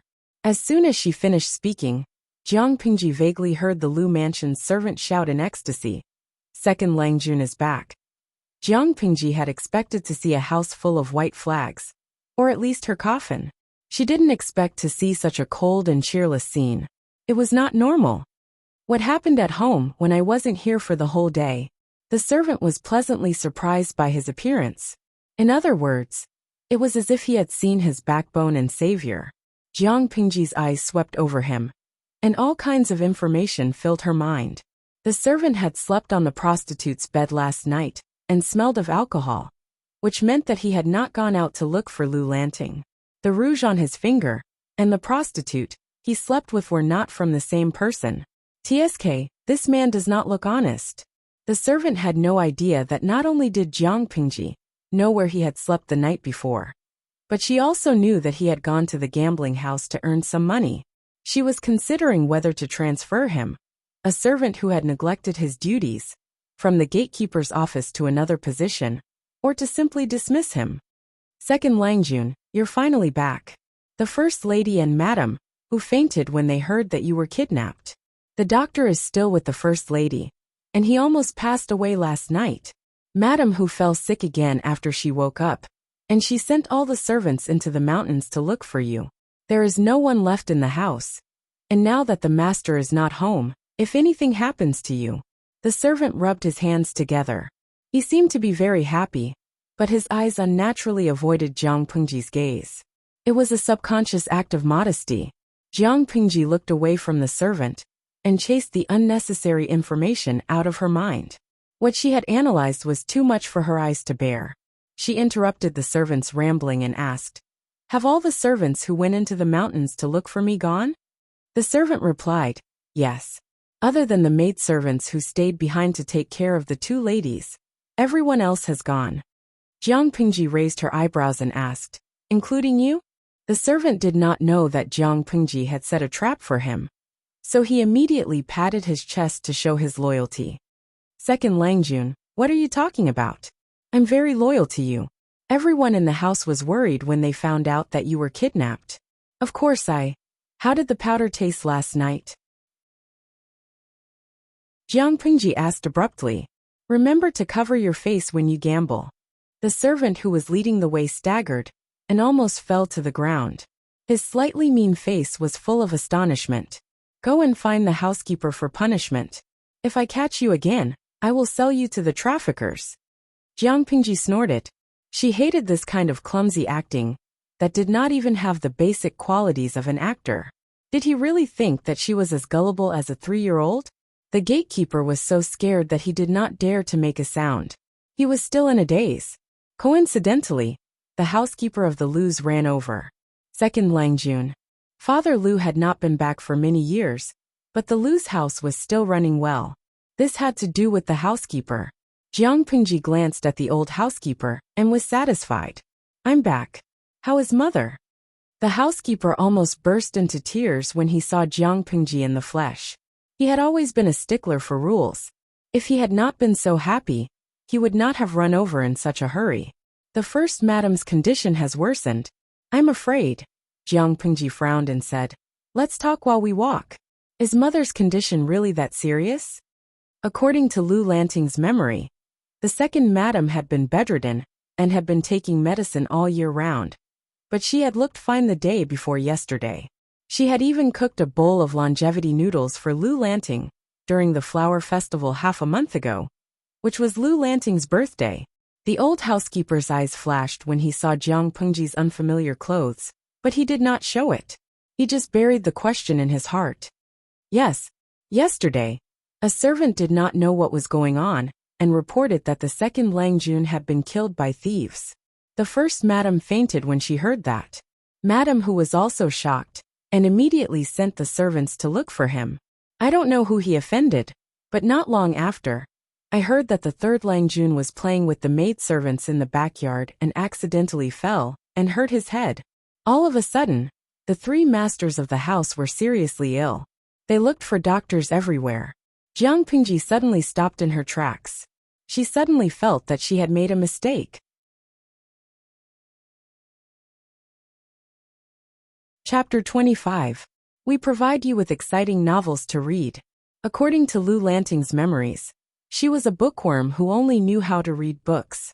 She rarely paid attention to the affairs of the household. Before Lu Lanting's father took up his post, he had bought the house with 3 entrances. Although it was safe for the second lady to live with the women in her father's backyard, there were too many people in the house. Without an adult male in the house, it was easy for gossip to spread. Perhaps that was why Lu Lanting's father moved his family out. The house he bought was very close to his people's land. If something happened, the second lady could ask for help from her people. If there was nothing else, she could live her life in seclusion. However, how many guards could there be in a small house with 3 entrances? Not to mention the fact that the 2 mistresses in the house had fallen ill, and the bastard son was playing around and banging his head. In this era, if brain injuries were not taken care of in time, they could easily be fatal. Jiang Pingji's head hurt even more when she entered the house. I didn't die. I was just kidnapped. Those thieves are too stupid, and I managed to escape. Just now it was the prefect who sent me here. Jiang Pingji explained briefly, then she thought of the gatekeeper and added, I'll go see my mother first. Can you find the servants who went looking for me last night? I have some questions to ask them. It seemed that it was not that madam who did not send people out, but that there were too few of them. The servants thought that the chance of survival was too low for their Langjun to encounter bandits was too low, so they went to fish in troubled waters. For example, the gatekeeper who fought with the prostitute all night. That showed how lax the family's rules were. Thinking about that, Jiang Pingji could not help but smile coldly. It was true that the Lu family was an aristocratic family, but after Father Lu moved out, he had been working outside all year round. There were no men left at home who could hold the fort. It was almost predictable that the servants would slack off and neglect their duties. It was not that the master was incapable, but that the servants had their own agendas. The second lady lived in the east side of the house. It was different from the bustling scene of an ancient noble family. The Lu family's house was rather desolate. There were only 2 or 3 maids walking around. Those who did not know better would think that the second branch of the Lu family was in dire straits. Although Jiang Pingji was a stepson, the lady was also Lu Lanting's aunt. It did not matter if Jiang Pingji entered the lady's bedroom. It was still sunny outside, but the inside of the room was dark and gloomy, and the air was filled with the lingering smell of medicine. Walking around the screen, Jiang Pingji saw the general layout of the room. It was so simple that it did not look like something a noble lady should have. There were a few boxes on the dressing table. The style was old, and it was obvious that they had been used for a long time. Next to the bronze mirror was an exquisite spring butterfly hairpin. Jiang Pingji's gaze fell on the hairpin for 2 seconds. She then shifted her gaze and glanced at the furnishings in the room. The second lady was lying on the bed, her face as pale as snow. Her black hair was interspersed with many white strands, making her look a little older. Her eyes were dark, and she looked sick. Jiang Pingji took the medicine from the maidservant's hand and knelt beside the bed to take over the task of feeding the medicine. It was a pair of eyes that could see through the affairs of the mortal world, and it also gave off the feeling of being watched by a kind elder. Lan Ting. Before Jiang Pingji arrived, the second lady had just come back from the brink of death. Now that she saw Jiang Pingji again, her eyes were watery. Yes, I'm back. Jiang Pingji smiled warmly. She did not dare to look at the bowl of black medicine that gave off a strange smell. The ancient people were really the originators of dark cuisine.